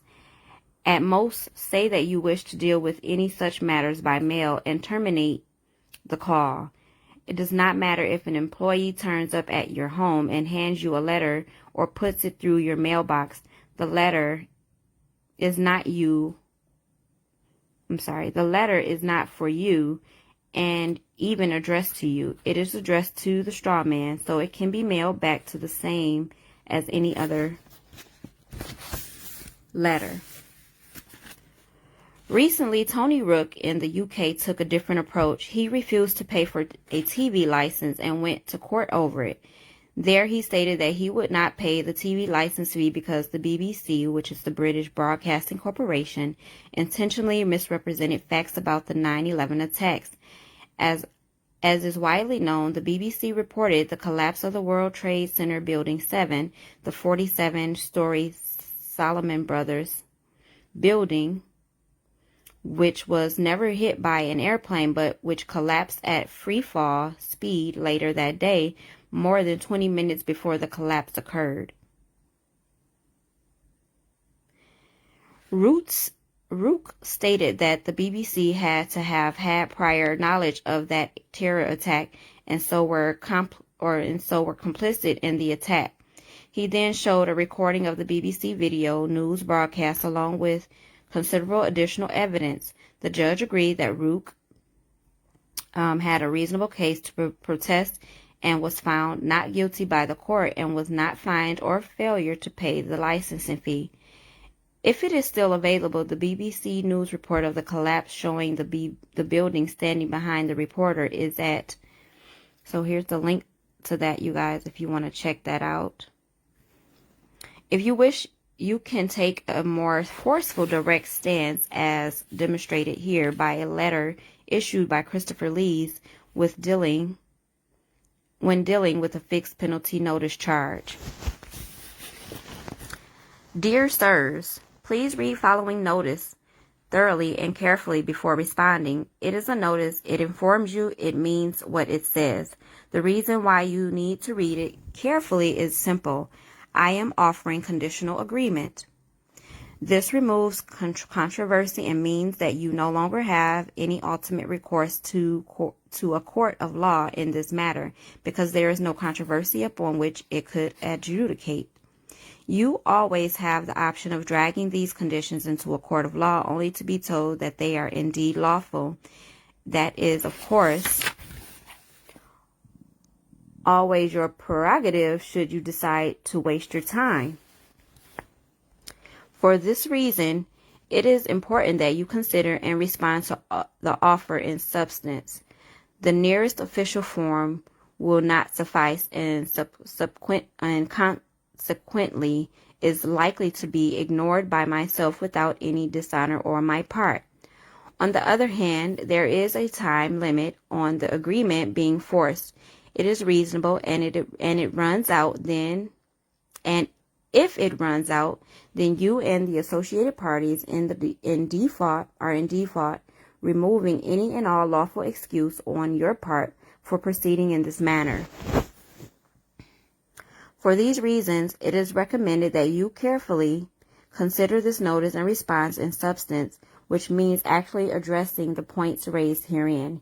You have apparently made allegations of criminal content against me. You have apparently made demands upon me. I do not understand those apparent demands and therefore cannot lawfully fulfill them. I seek clarification of your documents so that I may act accordingly to the law and maintain my entire body of inalienable natural rights. Failure to accept this offer to clarify and to do so completely and in good faith within 7 days will be deemed by all parties to mean that you and your principal or other parties abandon all demands upon me. I conditionally accept your offer to agree that I am a legal fiction person, Mr. Christopher Mark Lees, and that I owe £70 for services rendered by your company upon proof of claim of all the following: upon proof of claim that I am a person and not a human being, upon proof of claim that you do not know what a person actually is in legal terms, upon proof of claim that you know the difference between a human being and a person legally speaking, upon proof of claim that you know the difference between the terms legal and lawful, upon proof of claim that I am legal fiction person, Mr. Christopher Mark Lees, being the entity to which your paperwork was addressed and not Christopher of the Lees family and as commonly called. Upon proof of claim that the charge was the result of a lawful investigation unmarried by prejudice. Upon proof of claim that I am a member of the society whose statutes and subsisting regulations you are enforcing. Upon proof of claim that I showed you some sort of identification. Upon proof of claim that there is a nameable society that I belong to, that the laws covered within the alleged transgressions state they apply to me within that named society. Sincerely and without ill will, vexation, or frivolity, with your signature, agent, Christopher of the Lees family, is how you would sign it, without prejudice, i.e. all natural inalienable rights reserved. Please address all future correspondence and matter to a human self, namely Christopher of the Lees family as commonly called, included original paperwork as received. So these are remedies, you guys. I hope you guys are paying attention. This will help you get yourself free. All men are born equal, and so nobody has the right. Okay, so consent. We're on the chapter of consent, okay? It says all men are born equal, and nobody has the right to command you, make demands of you, or force you to do anything. The most that anyone can do is make you an offer to perform.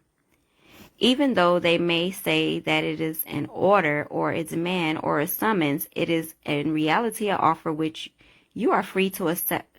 You are free to accept or not as you choose. This is why they keep using applications, registrations, and submissions, as those things give them power over you through their unwitting consent. They are hoping that you will break the law by the way that you deal with their offer. If you just ignore the offer, you are stepping into what is called dishonor.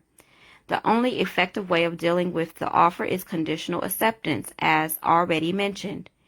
If you accept their offer without imposing any conditions, then you are accepting that they have the power to order you around, and that places you under their authority, because you have just chosen to accept their offer, even though you may not understand that you are accepting their offer for them to have authority over you. They also want to get you arguing with them, since that also places you in dishonor. And if there is a court case involved. The judge just looks to see who is in dishonor. Remember, in civil cases, the court is a commercial operation where the judge doesn't care who is right or wrong, just who will pay the court. So we accept all offers, but with our conditions attached to each offer, and that prevents them taking us to court. Remember, courts only deal with disputes, and if you conditionally accept each offer, there won't be any dispute, and so there can't be any court involvement. Some offers are notices, and a notice has to be clear, unequivocal, and concise. You can discharge a notice by seeking clarification that you don't understand the word.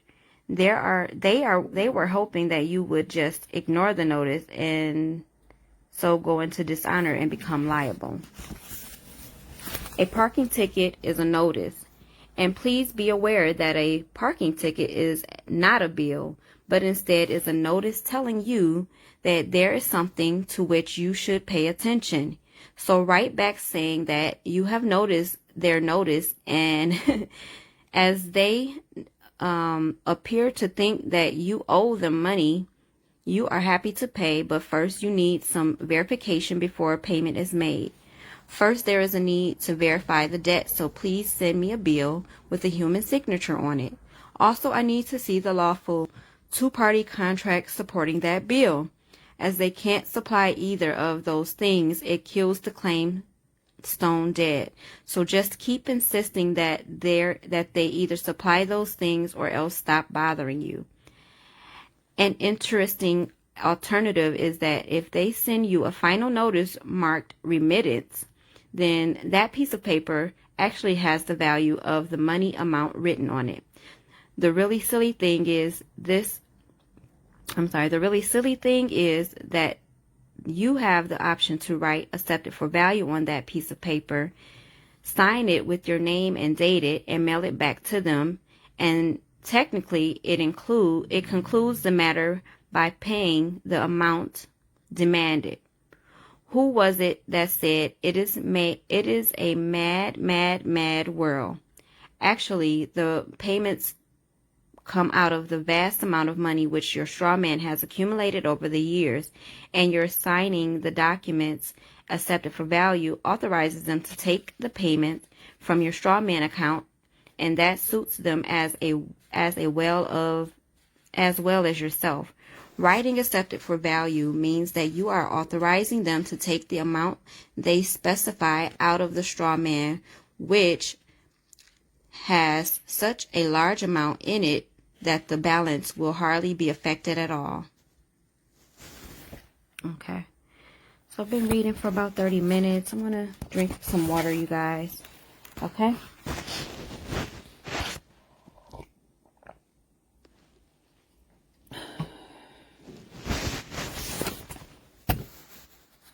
Let's see. I'm going to check my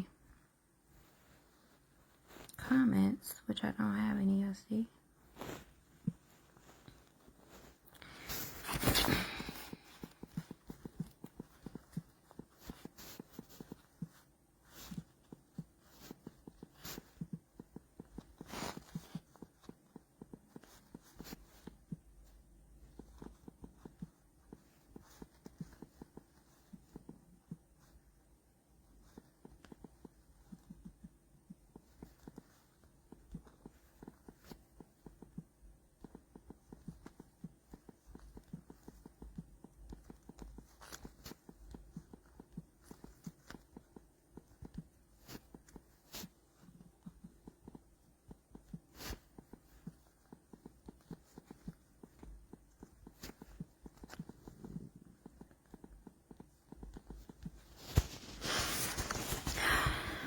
Okay, so I see I just got one new viewer. If you're watching, welcome.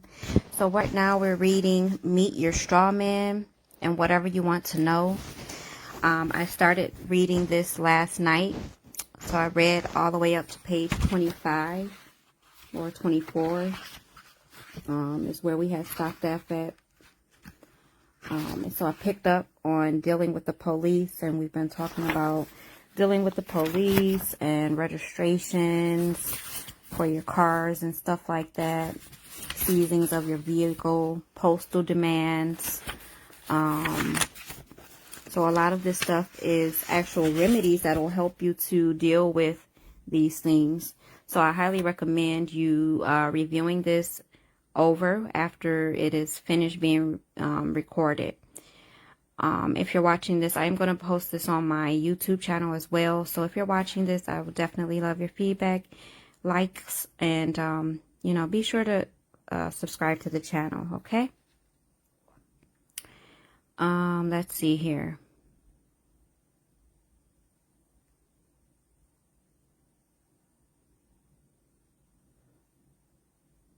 Okay, so actually payment comes, we read all of that. So let's start at society. We come now to the very difficult subject of American society. I certainly do not know all the answers in this area. And a society is a group of people who willingly join together and abide by a set of rules decided on by members of that society. Loosely speaking, the system which has been set up by the commercial companies who have control of the United States is a society. It is a society which has good features and bad features as well.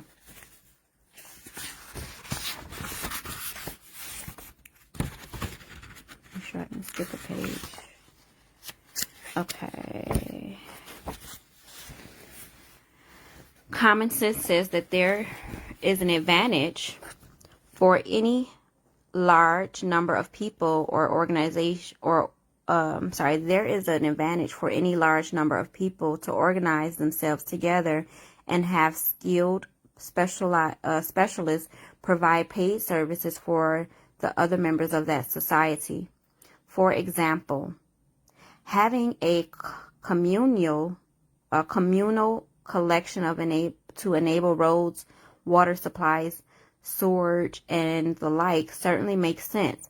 A national health service also looks like a good idea, as does having social welfare benefits for those who are unfortunate, even to become ill or who are unable to find work.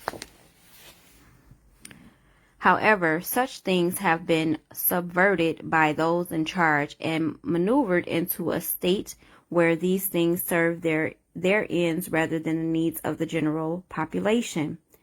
While a country-wide medical service sounds like a good thing, it has been reported that the price of some of the medicines supplied to the National Health Service now cost literally 10 times what they did 2 years ago. This looks very much as if the people in control of that service are using it to make massive profits on pharmaceuticals and probably many other services such as parking fees, where millions per year are made from people who have no option but to park in hospital grounds. So what looks like a sensible arrangement appears to have been converted to something different. Perhaps this is an unduly cynical view, but it is certainly in line with many of the other scams which are being run. Income tax was introduced as a temporary measure in connection with a war and who organizes wars. It has never been removed, and yet the country did not seem to have any major problems when there was no income tax. The employees of the commercial company which runs the country, those who take the title of member of Congress or some similar meaningless title, spend a lot of time thinking up new legislation, which if it can be introduced without too many people noticing, it will become a statute. I suggest that the main intention of all legislation is to provide a smokescreen to hide additional charges which members of the public are required to pay. An argument can be that you elected those politicians, so you must abide by whatever they dictate. This carefully avoids mentioning the fact that those politicians have nothing to do with the public. other than giving the appearance that the public has some say in what happens, while the reality is that everything that happens is dictated by the non-elected owners of the companies in charge. The payment of benefits to those in need looks like a very good and necessary thing, but the people in charge see it is an admission that the adult is not capable of taking care of himself, and so they literally think of these ordinary people as cattle. Their words, not mine. What they ignore is the fact that there are many direct and indirect taxes and charges, along with the low level of pay which they reckon that people can be made to work for, are things which have many ordinary hardworking people in the very poor financial position which they despise. They are willing to cheat, steal, and lie, while the ordinary person is not comfortable doing those things. So what should be a good and helpful system has been changed into an oppressive thing which is used to force people into dependency. While a certain level of public contribution for what are thought of as being essential services is understandable and a desirable thing, that the system has been twisted into a mechanism that enslaves and defrauds ordinary people. It has long since reached a ridiculous level with the average person being expected to pay income tax, council tax, inheritance tax, national insurance, capital gains tax, sales tax on house purchases, value-added tax, parking charges, airport charges, fuel taxes, road tax, import duty, tax on alcohol, tax on tobacco, payments for driving, for a driving license, passport. The list goes on and on with additional items. Items are added all the time. People who have been caught for many years in this system will have already paid in so much that they will not want to leave the system and lose the benefits for which they have been paying so long. Others may well consider starting to refuse to pay some of the things demanded of the strawman. This is a personal choice, and one which should be thought about carefully before any action is taken. Please note, this document does not provide you any legal advice, but instead presents fact for information purposes only. If you want legal advice, then consult a lawyer. The armed services. The commercial company which let's go over here.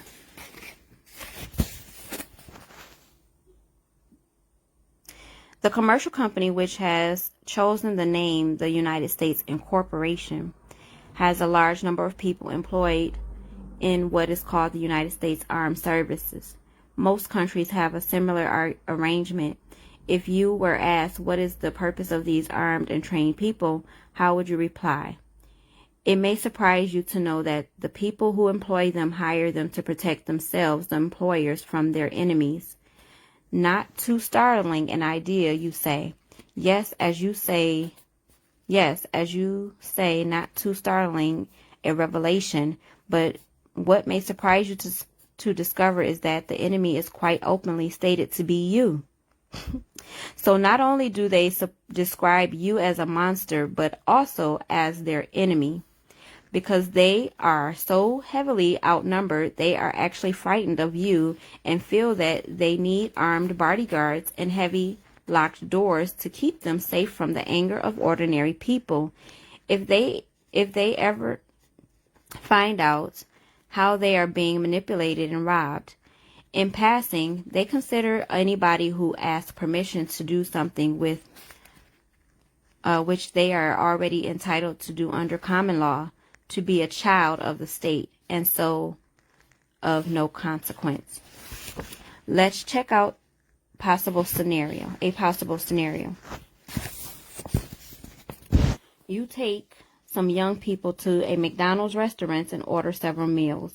When the food has been prepared, the manager says, "I will make a deal with you. You can have your meals for free if you take this loaded revolver and go over to the corner table and shoot this man dead. There will be no comeback, as I am authorizing you to do it." Having blinked a few times, you asked why you should shoot him dead when he has never done anything to you. The manager then says, "He has never done anything to me neither, but he has a lot of money in his wallet and I want to steal it." Grand Rising, honey. So just go and shoot him dead. It's okay because I am telling you to do it for me.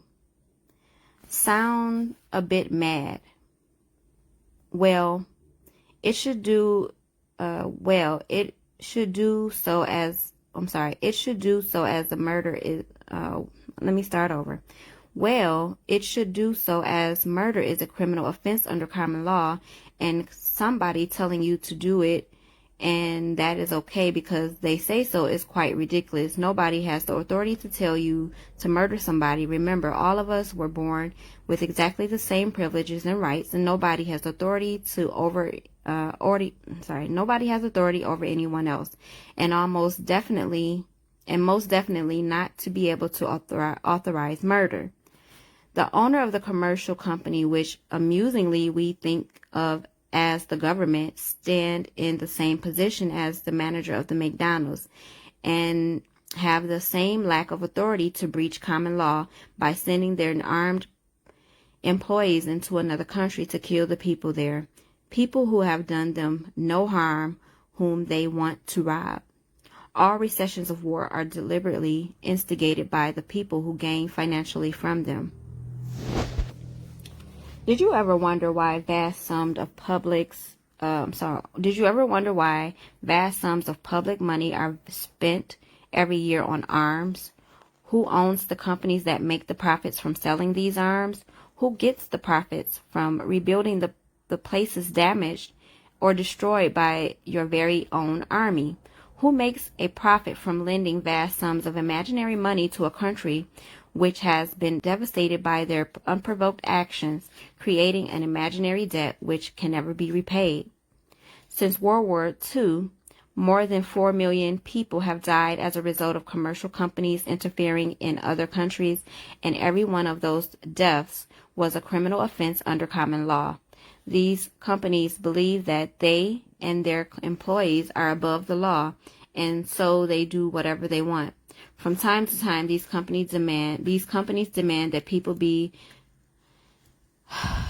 conscripted into their armed forces without their consent. Do you ever remember being asked if you would consent to such press gang operations? If you were asked, did you say yes?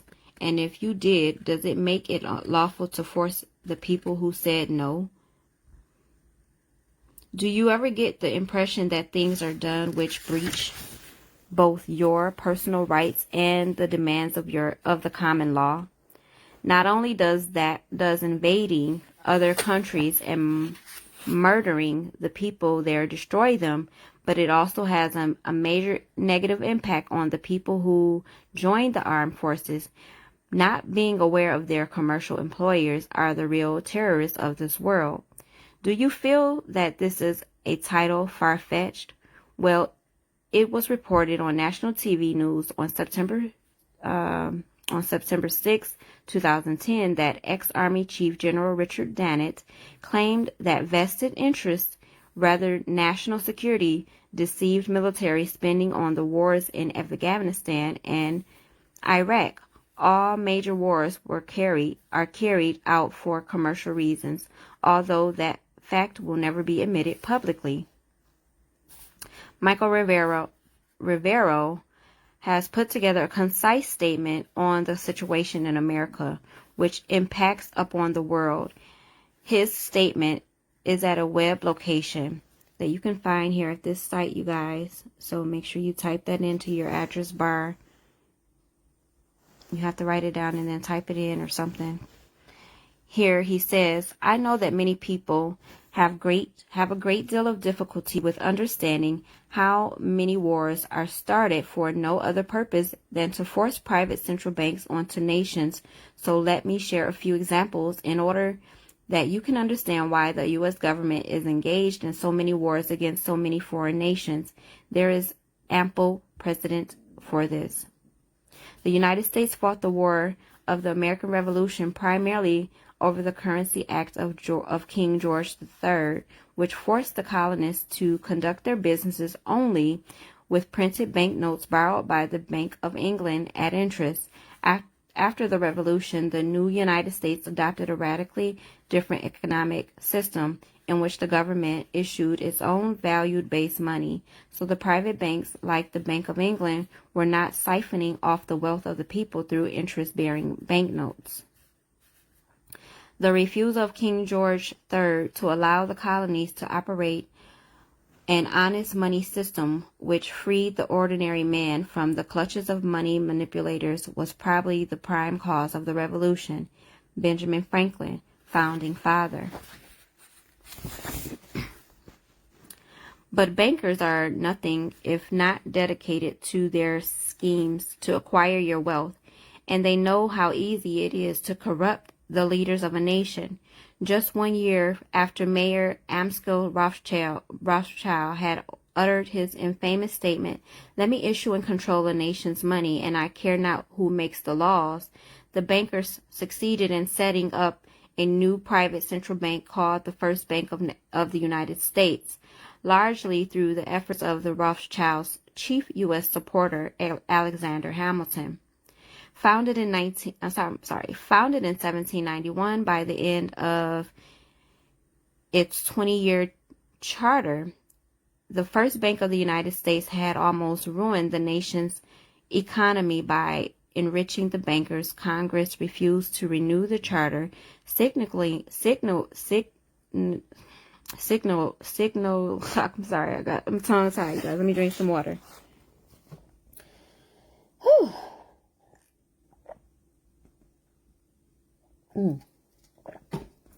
Signaling. There we go. I got it out. And I can't even find my space where I was at.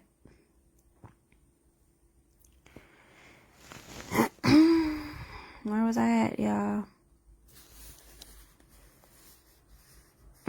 Signaling their intention to go back to a stated issue value-based currency on which the people paid no interest at all to any bankers. This resulted in a threat from Nathan Mayer Rothschild against the U.S. government. Either the application for the renewal of the charter is granted, or the United States will find itself involved in a most disastrous war. Congress still refused to renew the charter for the First Bank of the United States, whereupon Nathan Mayer Rothschild railed, "Teach those impudent Americans a lesson. Bring them back a colonial status." Financed by the Rothschild-controlled Bank of England, Britain then launched the War of 1812 to recolonize the United States and force it back into slavery to the Bank of England, or to plunge it into so much debt that the people would be forced to accept a new private central bank. The plan worked, even though the War of 1812 appeared to be won by the United States. Congress was forced to grant a new charter for yet another private bank issuing the public currency as long as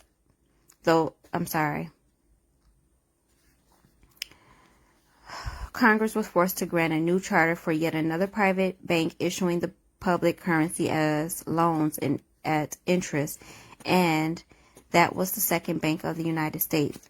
Once again, private bankers were in control of the nation's money supply and cared not who made the laws or how many British and American soldiers had to die for it. Once again, the nation was plunged into debt, unemployment, and poverty through the plundering of the private central bank, and in 1832, Andrew Jackson successfully campaigned for his second term as president under the slogan, "Jackson and No Bank." True to his word, Jackson succeeded in blocking the renewal of the charter for the Second Bank of the United States. Gentlemen, I too have been a close observer of the doings of the Bank of the United States. I have had men watching you for a long time and am convinced that you have used the funds of the bank to speculate in the breadstuffs of the country. When you won, you divided the profits among yourselves, and when you lost, you charged it to the bank. You tell me that if I take the deposits from the bank and the annul its charters, I shall ruin 10,000 families. That may be true, gentlemen, but this is your sin. If I let you go on, you will ruin 50,000 families, and that would be my sin. You are a den of vipers and thieves. I have determined to root you out.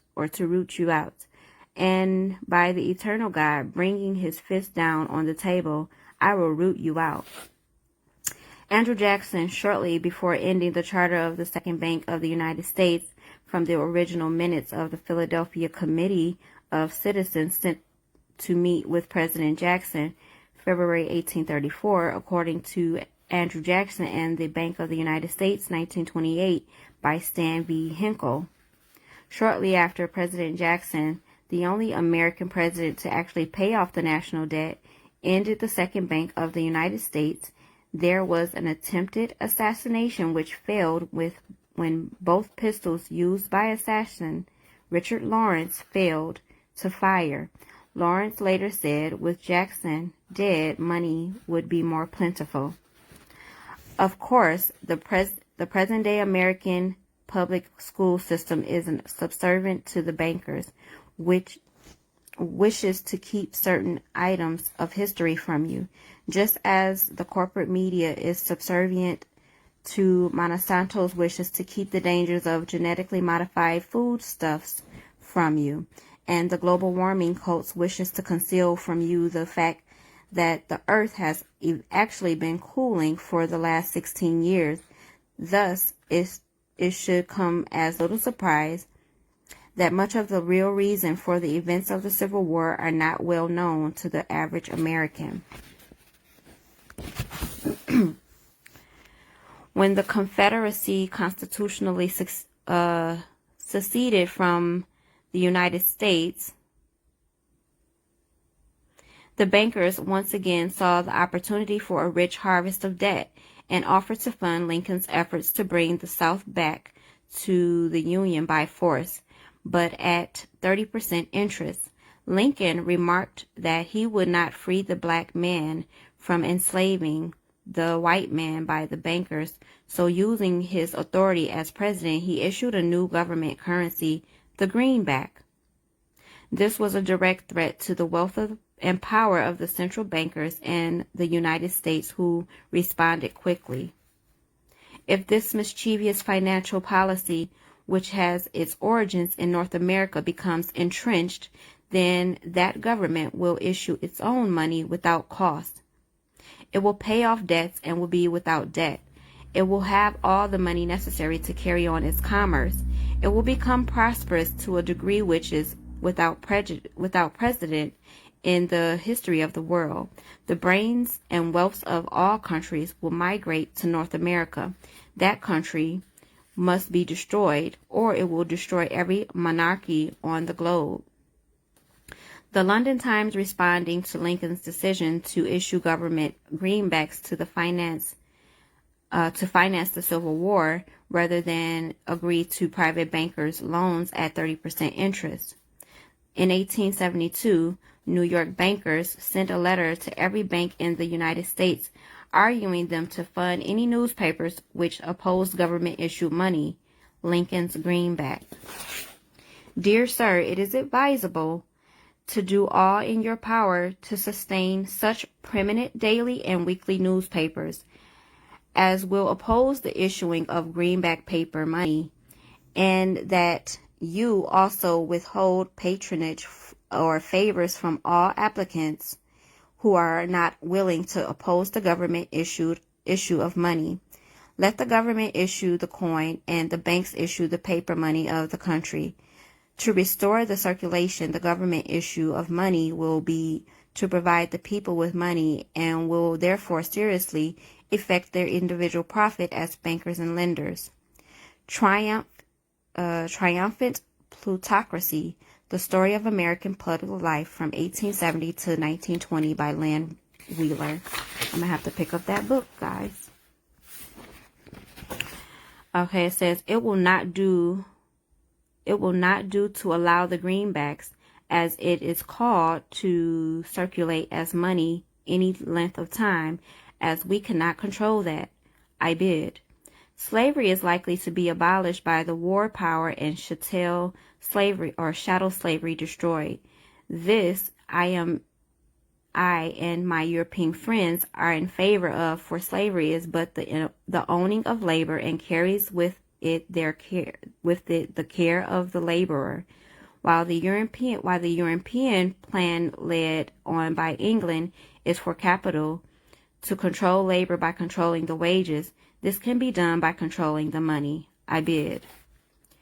Goaded by the private bankers, much of Europe supported the Confederacy against the Union, with the expectation that victory over Lincoln would mean the end of the greenback. France and Britain considered an outright attack on the United States to aid the Confederacy, but were held at bay by Russia, which had just ended the serfdom system and had a state central bank similar to the system of the United States had been founded on. Left free of European intervention, the Union won the war. Lincoln announced his intention to go on issuing greenbacks. Following Lincoln's assassination, the greenbacks were pulled from circulation, and the American people were forced to go back to an economy based on banknotes borrowed at interest from the private bankers. Finally, in 1913,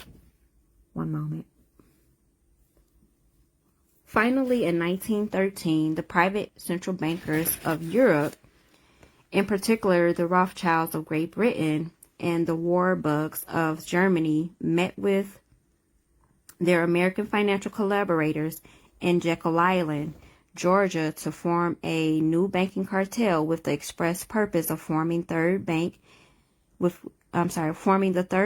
of the United States, with the aim of placing complete control of the United States money supply, once again under the control of the banksters.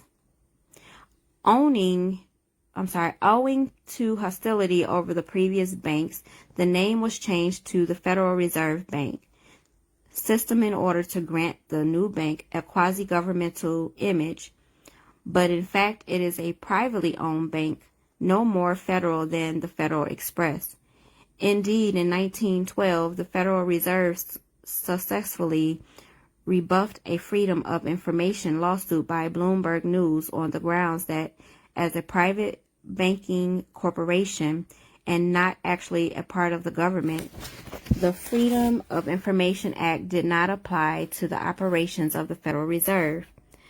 The year 1913 proves to be a transformative year for the nation's economy. First, with the passage of the 16th Income Tax Amendment and the false claim that it had been ratified. I think that if you were to go back and try to find and review the ratification of the 16th Amendment, which was the Internal Revenue and Income Tax, I think that if you went back and examined that carefully, you will find that a sufficient number of states never ratified the amendment. U.S. District Court Judge James C. Fox Sullivan versus United States, 2003.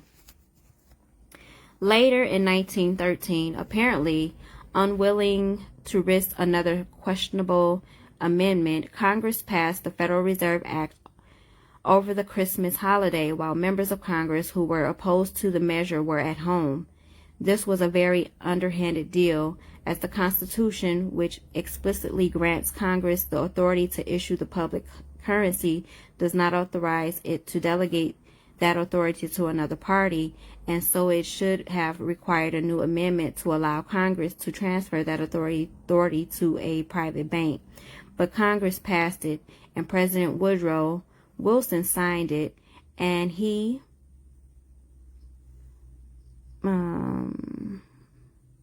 thanks, honey. Where did I leave off at?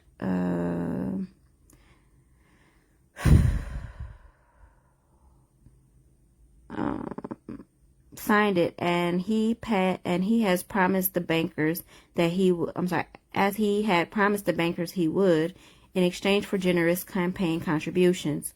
Wilson later regretted that decision, stating in 1919, "I am a most unhappy man. I have unwittingly ruined my country.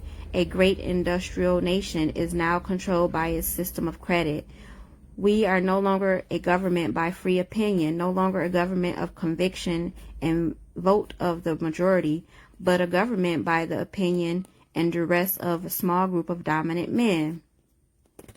The very next year, World War I started, and it is important to remember that prior to the creation of the Federal Reserve, there was no such thing as a world war. No profits, no war. The First World War started between Austria-Hungary, and Serbia, but quickly shifted to focus to Germany, whose industrial capacity was seen as an economic threat to Great Britain, who saw the deadline of the British pound as a result of too much emphasis on financial activity to the neglect of agricultural, industrial development, and infrastructure, not unlike the present-day United States.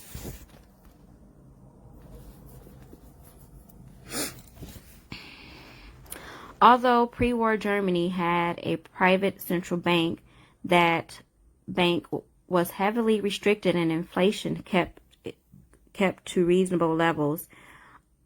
Under government control, investment was guaranteed to internal economic development, and Germany was seen as a major power.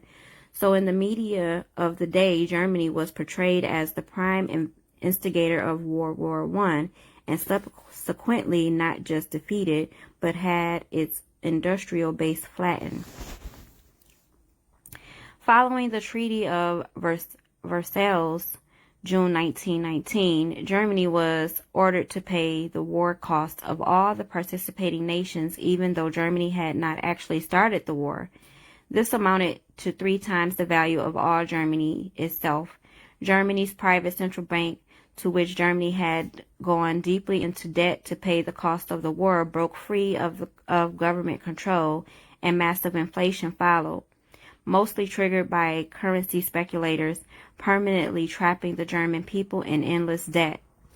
When the Weimar Republic economically collapsed, it opened the door for National Socialists to take power. Their first financial move was to issue their own state currency, which was not borrowed from private central banks. Freed from having to pay interest on the money in circulation, Germany blossomed and quickly began to rebuild its industry. The media called it the German miracle. Time magazine lionized Hitler for the amazing improvement of life for the German people and the explosion of German industry, and even named him Time magazine's Man of the Year in 1938. Once again, Germany's industrial outputs became a threat to Great Britain, resulting in these comments. Should Germany merchandise do business again in the next 50 years, we have led this World War I, in vain. Winston Churchill in the Times, 1919. We will force this war upon Hitler if he wants it or not. Winston Churchill, 1936 broadcast. Germany becomes too powerful. We have to crush it. Winston Churchill, November 1936, speaking to U.S. General Robert E. Wood. This war is an English war, and its goal is the destruction of Germany. Winston Churchill, autumn 1939 broadcast.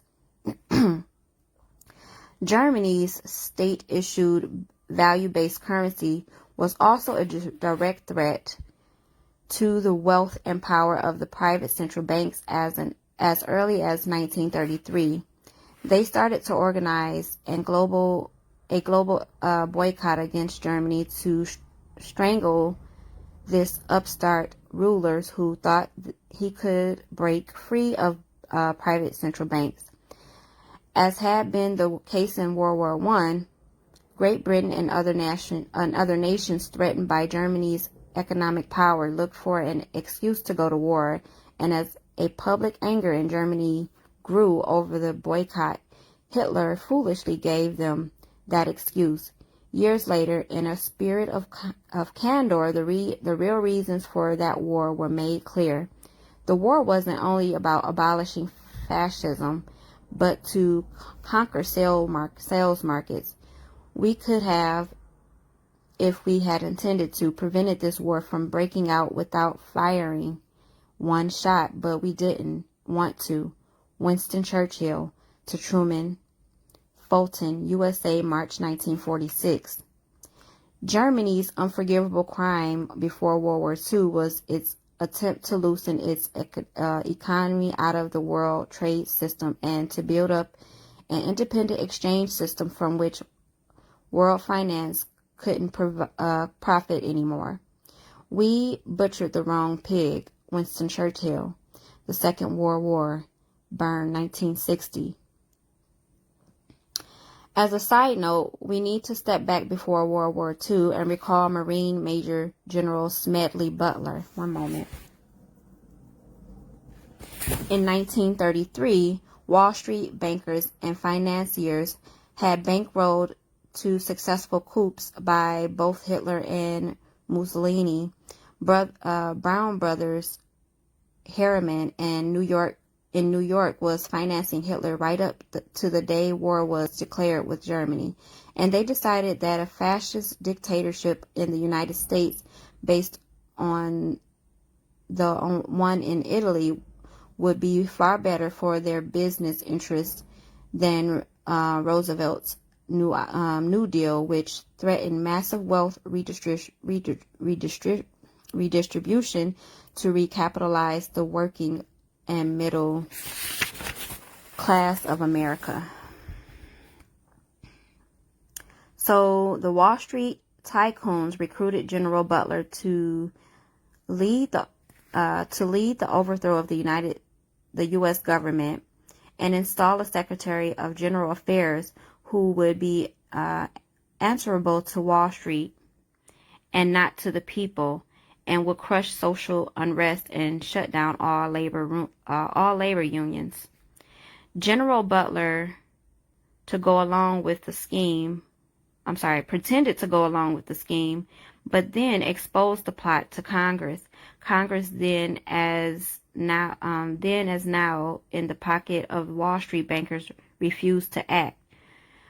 When Roosevelt learned of the planned coup, he demanded the arrest of the plotters, but the plotters simply reminded Roosevelt that if any of them were sent to prison, their friends on Wall Street would deliberately collapse the still fragile economy and blame Roosevelt for it.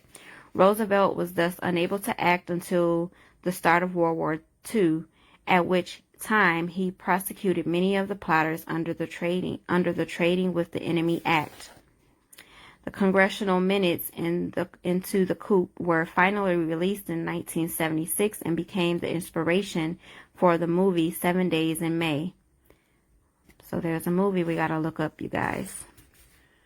So movies definitely tells the history. It tells the truth about who we are, people, and about what's actually been going on.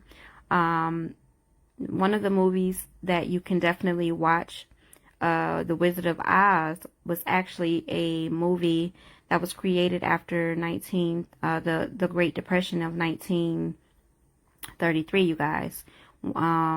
That is when we moved over into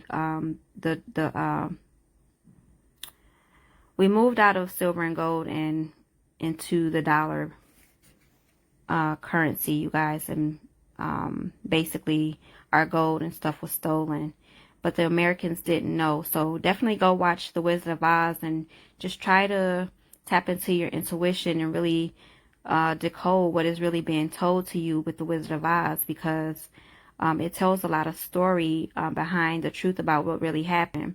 And a book that you can read to coincide with that is called The Redemption Manual, Freedom from Servitude. I have a PDF file of that. If you would like access to it, just let me know. It says, I spent 33 years and 4 months in active military service as a member of our country's most agile military force, the Marine Corps. I served in commissioned ranks. I served in all commissioned ranks from second lieutenant to major general. During that period, I spent more of my time being a high-class muscle man for big business, for Wall Street, and for the banksters.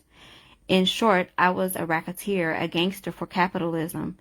I suspected that I was just a part of the racket at the time. Now I'm sure of it. Like all members of the military profession, I never had an original thought until I left the service. My mental faculties remained in suspended animation while I obeyed the orders of the higher-ups. This is typically with everyone in the military service. Thus, I helped make Mexico, and especially Tampico, safe for American oil interests in 1914. I helped make Haiti and Cuba a decent place for national city bank boys to collect revenues in. I helped in raping of half a dozen Central American republics for the benefit of Wall Street. The record of racketeering is long. I helped purify Nicaragua for International Banking House of Brown Brothers in 1909 through 12. I brought light to the Dominican Republic for American sugar interests in 1916. In China, in 1927, I helped see to it that Standard Oil went on its way unmolested. During those years, I had, as the boys in the back room would say, a swell racket. I was rewarded with honors, medals, and promotion. Looking back on it, I feel I might have given Al Capone a few hints. The best he could do was to operate his racket in 3 city districts. I operated on 3 continents. General Smedley Butler, former U.S. Marine Corps Commandant, 1935. Let me drink some water, guys. This is really interesting. What are you guys thinking? I see I got 3 viewers. We're really getting down into the truths about what has taken place over the last, 200, 300 years, guys? As President John F. Kennedy understood the predatory nature of private central bank, he understood why Andrew Jackson fought so hard to end the National Bank of the United States. So Kennedy wrote and signed Executive Order 11110, which ordered the U.S. Treasury to issue a new public currency, the United States note. Kennedy's United States notes were not borrowed from the Federal Reserve, but created by the U.S. government and backed by the silver stockpiles held by the U.S. government. It represented a return to the system of economics on which the United States had been founded, and this was perfectly legal for Kennedy to do, as all told, some $4.5 billion went into public circulation, eroding interest payments to the Federal Reserve and loosening their control over the nation. 5 months later, John F. Kennedy was assassinated in Dallas, Texas, and the United States notes pulled from circulation and destroyed, except for samples held by collectors. John J. McCloy, president of Chase Manhattan Bank and president of the World Bank, was named as part of the Warren Commission, presumably to make certain that the banking dimensions behind the assassination were concealed from the public. This is crazy, guys.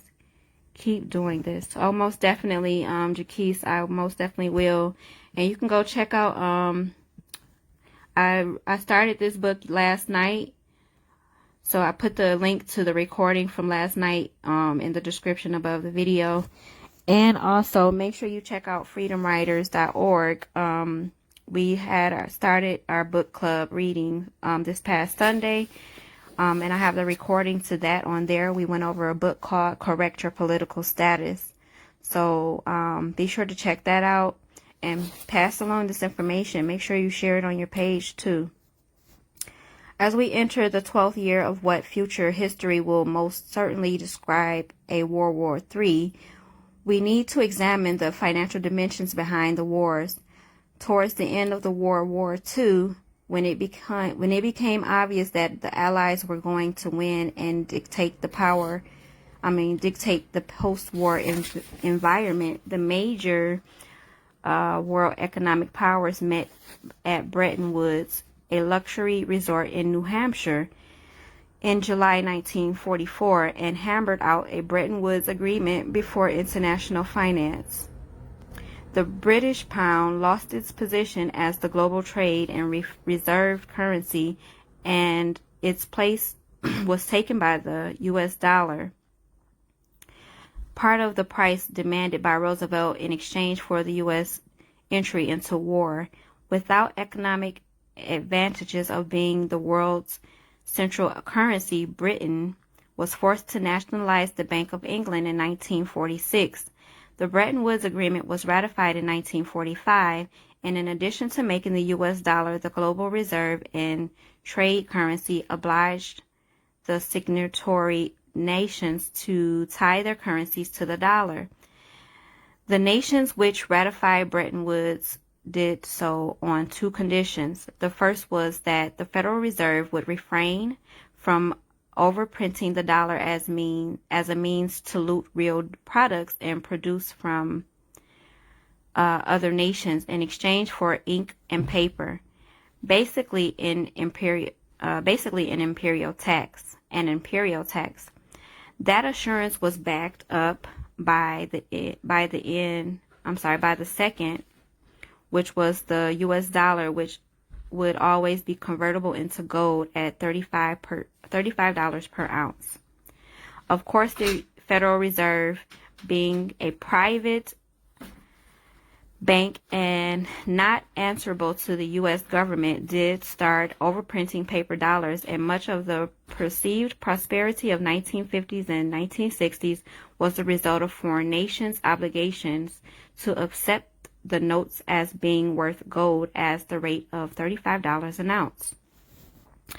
In 1970, France looked at the huge pile of paper notes sitting in their vaults, for which real French products like wine and cheese had been traded, and notified the United States government that they would exercise their option under Bretton Woods to return the paper notes for gold at the $35 per ounce exchange rate.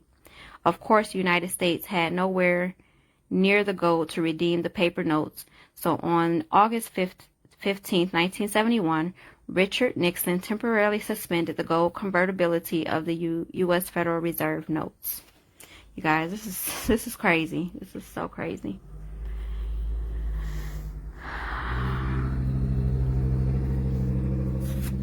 So here on page 50, I started on page 25. Probably gonna split this up into 3 sections, you guys, since there's about 75 pages or more to read.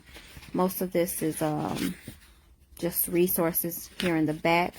So we're definitely going to, I'm gonna finish this chapter.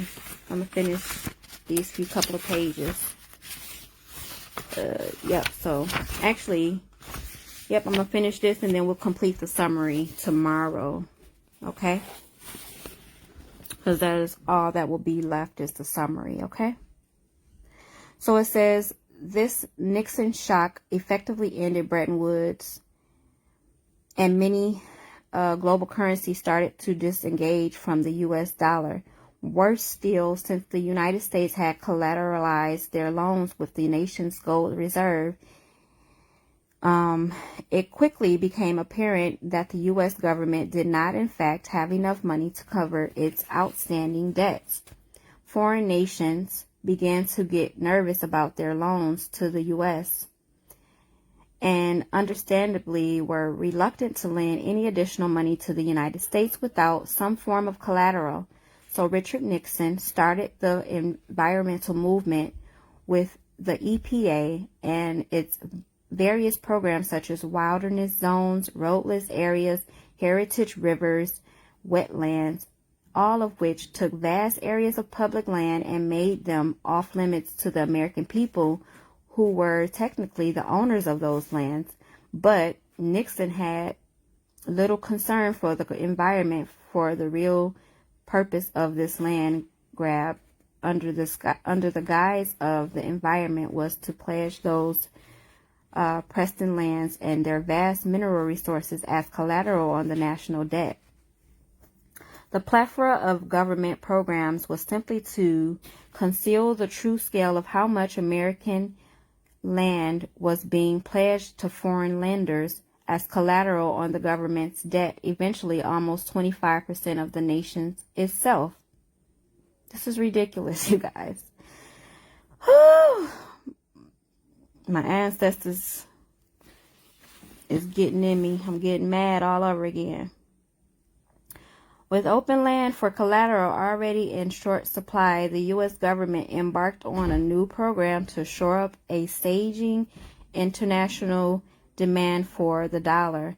The United States approached the world's oil-producing nations, mostly in the Middle East, and offered them a deal. In exchange for only selling their oil for dollars, the United States would guarantee the military safety of those oil-rich nations. The oil-rich nations would agree to spend and invest their U.S. paper dollars inside the United States, in particular in U.S. Treasury bonds, redeemable through future generations of taxpayers. The concept was labeled the petrodollar.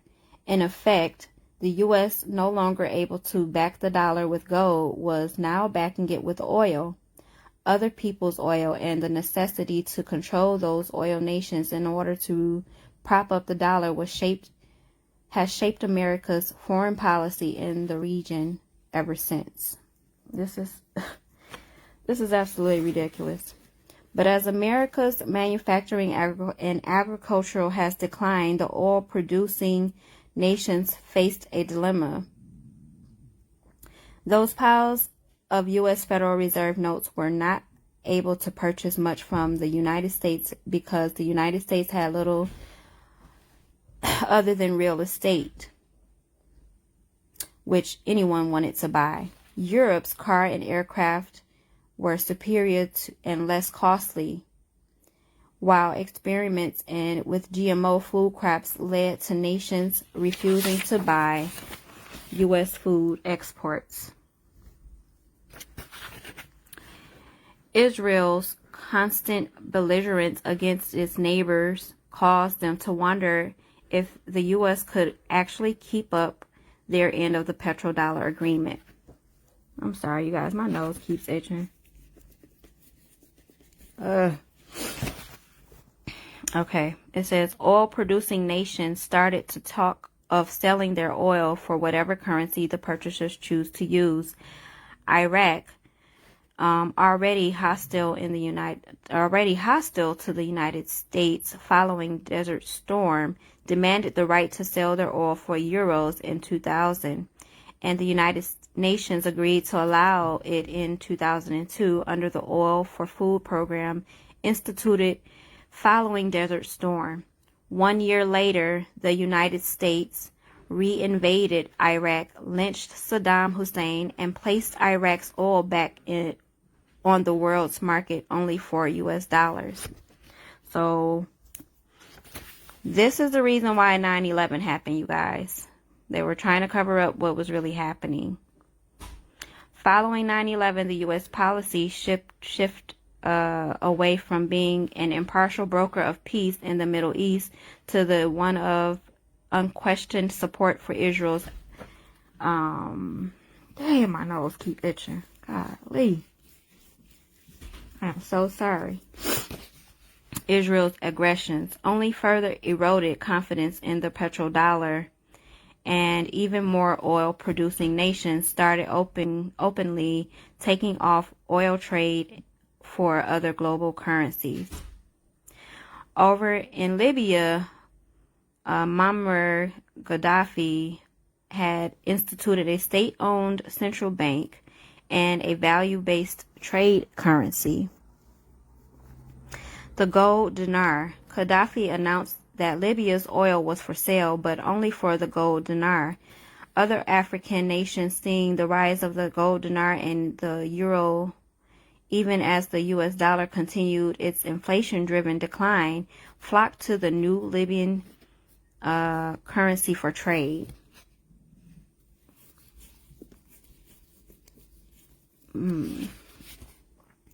This move had the potential to seriously undermine the global hegemony of the dollar.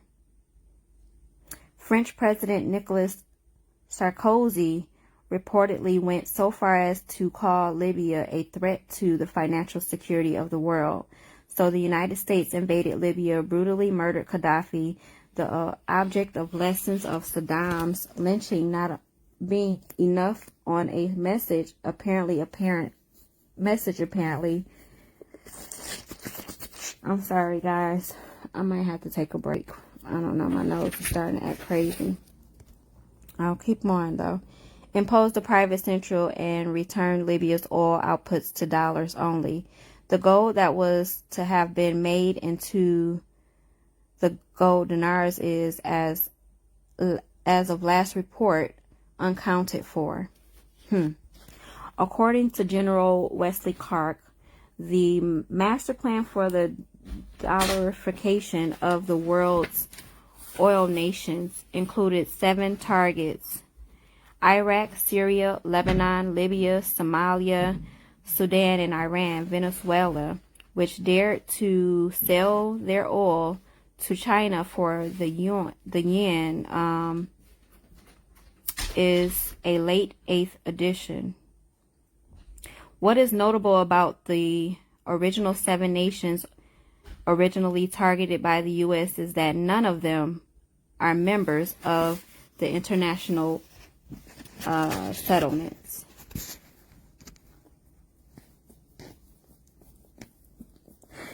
The private central banks, I'm sorry, guys.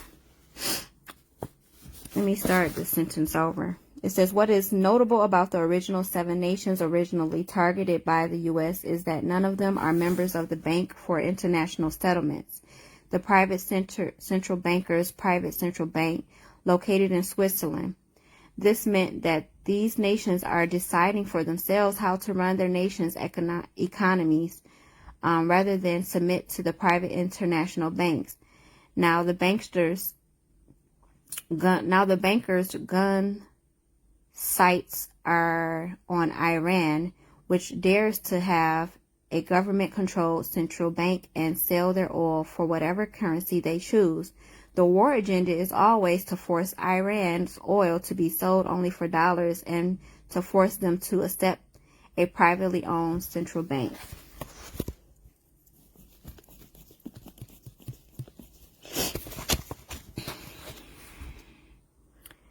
Now, the The German government just recently asked for the return of some of their gold bullion from the Bank of France and the New York Federal Reserve.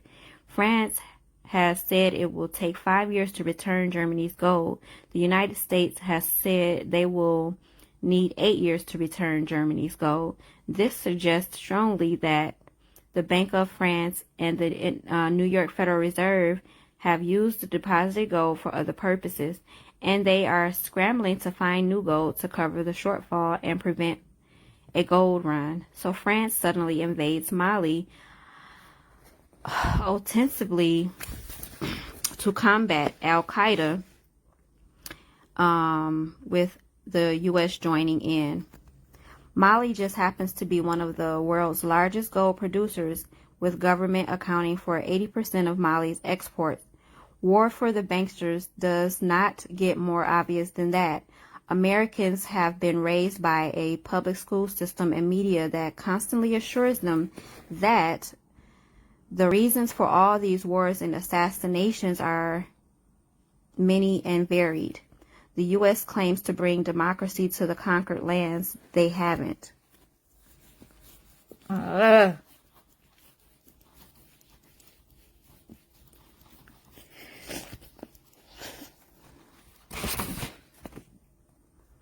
Okay. America has raised, let me see. They haven't. This usually results, the usual result as a U.S. overthrow is the imposition of dictatorship, such as 1953 CIA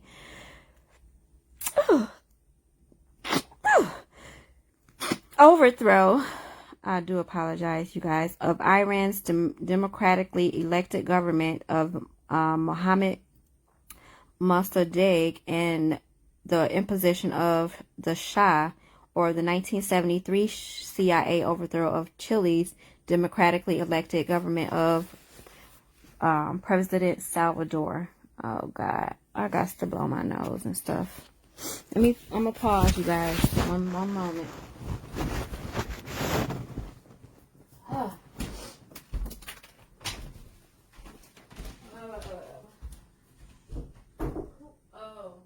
Can you hand me some tissue, please, right quick?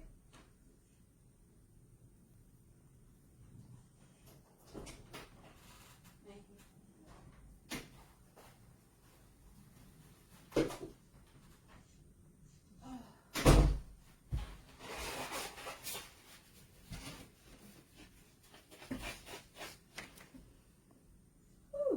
Goodness gracious.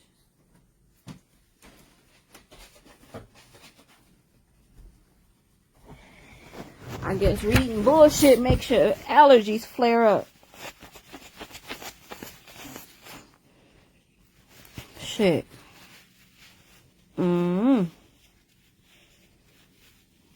Okay. My apologies. Let's get this book finished, y'all. How many? Oh, I've been on here an hour and 34 minutes. Wow. Okay, it says, assassinations are always passed off as crazed lone nuts to obscure the real agenda. Couple more pages. Okay, the real agenda is simple. It is enslavement of the people by the law of creation of the false sense of obligation. The obligation is false because the private central banking system, by design, always creates more debt than money, which to repay the debt. Private central banking is not science.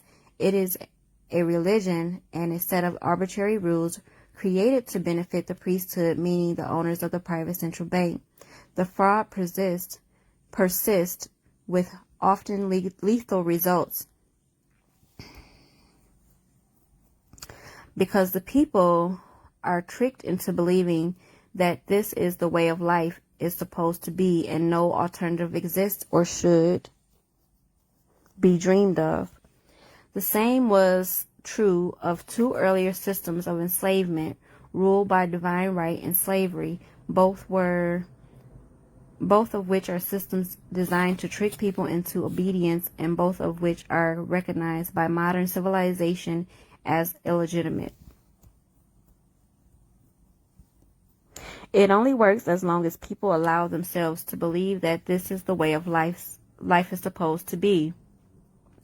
But understand, this is above all else. Private central banks do not exist to serve the people, the community, or the nation. Private central banks exist to serve their owners, to make them rich beyond the dreams of Midas and all the cost of paper, ink, and the right bribe to the right officials. Behind all these wars are the assassinations, the hundred million horrible deaths from all wars, lie, and single policy of dictatorship. The private central bankers allow rulers to rule only on the condition that the people of the nation remain enslaved to the private central banks. Failing that, any rule will be killed and their nation invaded by those other nations which are already enslaved to private central banks. The so-called clash of civilization we read about on the corporate media is really a war between banking systems, with the private central bankers forcing themselves on the rest of the world, no matter how many millions must die for it, in constant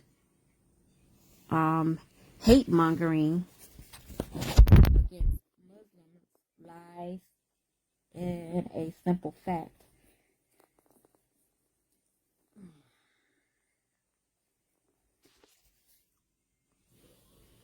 Like the ancient Christians prior to the Knights Templars private banking system, Muslims forbid usury, the lending of money at interest, and that is the reason why the American government and media insist that Muslims must be converted or killed. They refuse to submit to currencies issued at interest. They refuse to be debt slaves. So off to war American children must go, to spill their blood for the gold of the money junkies. We barely survived the last two world wars. In the nuclear bioweapon age, are the private central bankers willing to risk incinerating the whole planet just to feed their greed? Apparently so. Flag waving and propaganda aside, all modern wars are wars by and for the private bankers, fought and bled for by third parties unaware of their true reason why they are expected to be crippled and killed. The process is quite simple. As the private central bank issues its currency as a loan at interest, the public is forced deeper and deeper into debt. When the people are reluctant to borrow anymore, that is when the Keynesian economists demand the government borrow more to keep the pyramid scheme working. When both the people and the government refuse to borrow deeper into debt to pay the war, then after the war to borrow more to rebuild. When the war is over, the people have about the same as they did before the war, except the graveyards are far larger and everyone is in debt to the private banksters for the next century. This is why Brown Brothers Harriman in New York funded the rise of Adolf Hitler. As long as private central banks are allowed to exist, inevitably, as night follows day, there will be poverty, hopelessness, and millions of dollars or millions of deaths and endless wars until the earth itself is sacrificed to Mammon in flames. The path to true peace on earth lies in the abolishment of all private central banking everywhere and return to the state-issued value-based currency that allowed nations and people to become prosperous. Okay, so that's the end of the reading for this book today, you guys. We're going to complete the summary, which is only a few pages long. So I probably won't come back and do the summary. I highly recommend you guys just get this book, or maybe I'll record it on my own time. Your internet stopped for 3 minutes. Wow. Oh, I'm not sure when that happened, guys, but I do apologize. Give thanks. I don't think the internet stopped. I put the phone down to go blow my nose. Give thanks, sister, and appreciate you for giving your energy to this. Indeed, Mother, much love. Peace and love to you. Thanks for stopping by and watching. Please share, like, and share. And guys, I will be back. We got tons of books, guys. Tons of books to go over. So don't worry. We're going to get through this together. We're going to learn what we need to know. Make sure you guys go check out the recordings. Go check out freedomwriters.org. And we're going to get to it. We're going to get to it. Okay, yeah, before you said BS, so that was, I put the phone down to go blow my nose. You can see the tissue. Like, my nose was itching. So I had put the phone down like this to go blow my nose. So that must be what that was. So I had to go really blow my nose, you guys. So I apologize about that. But other than that, thanks, babe, for your support and your help.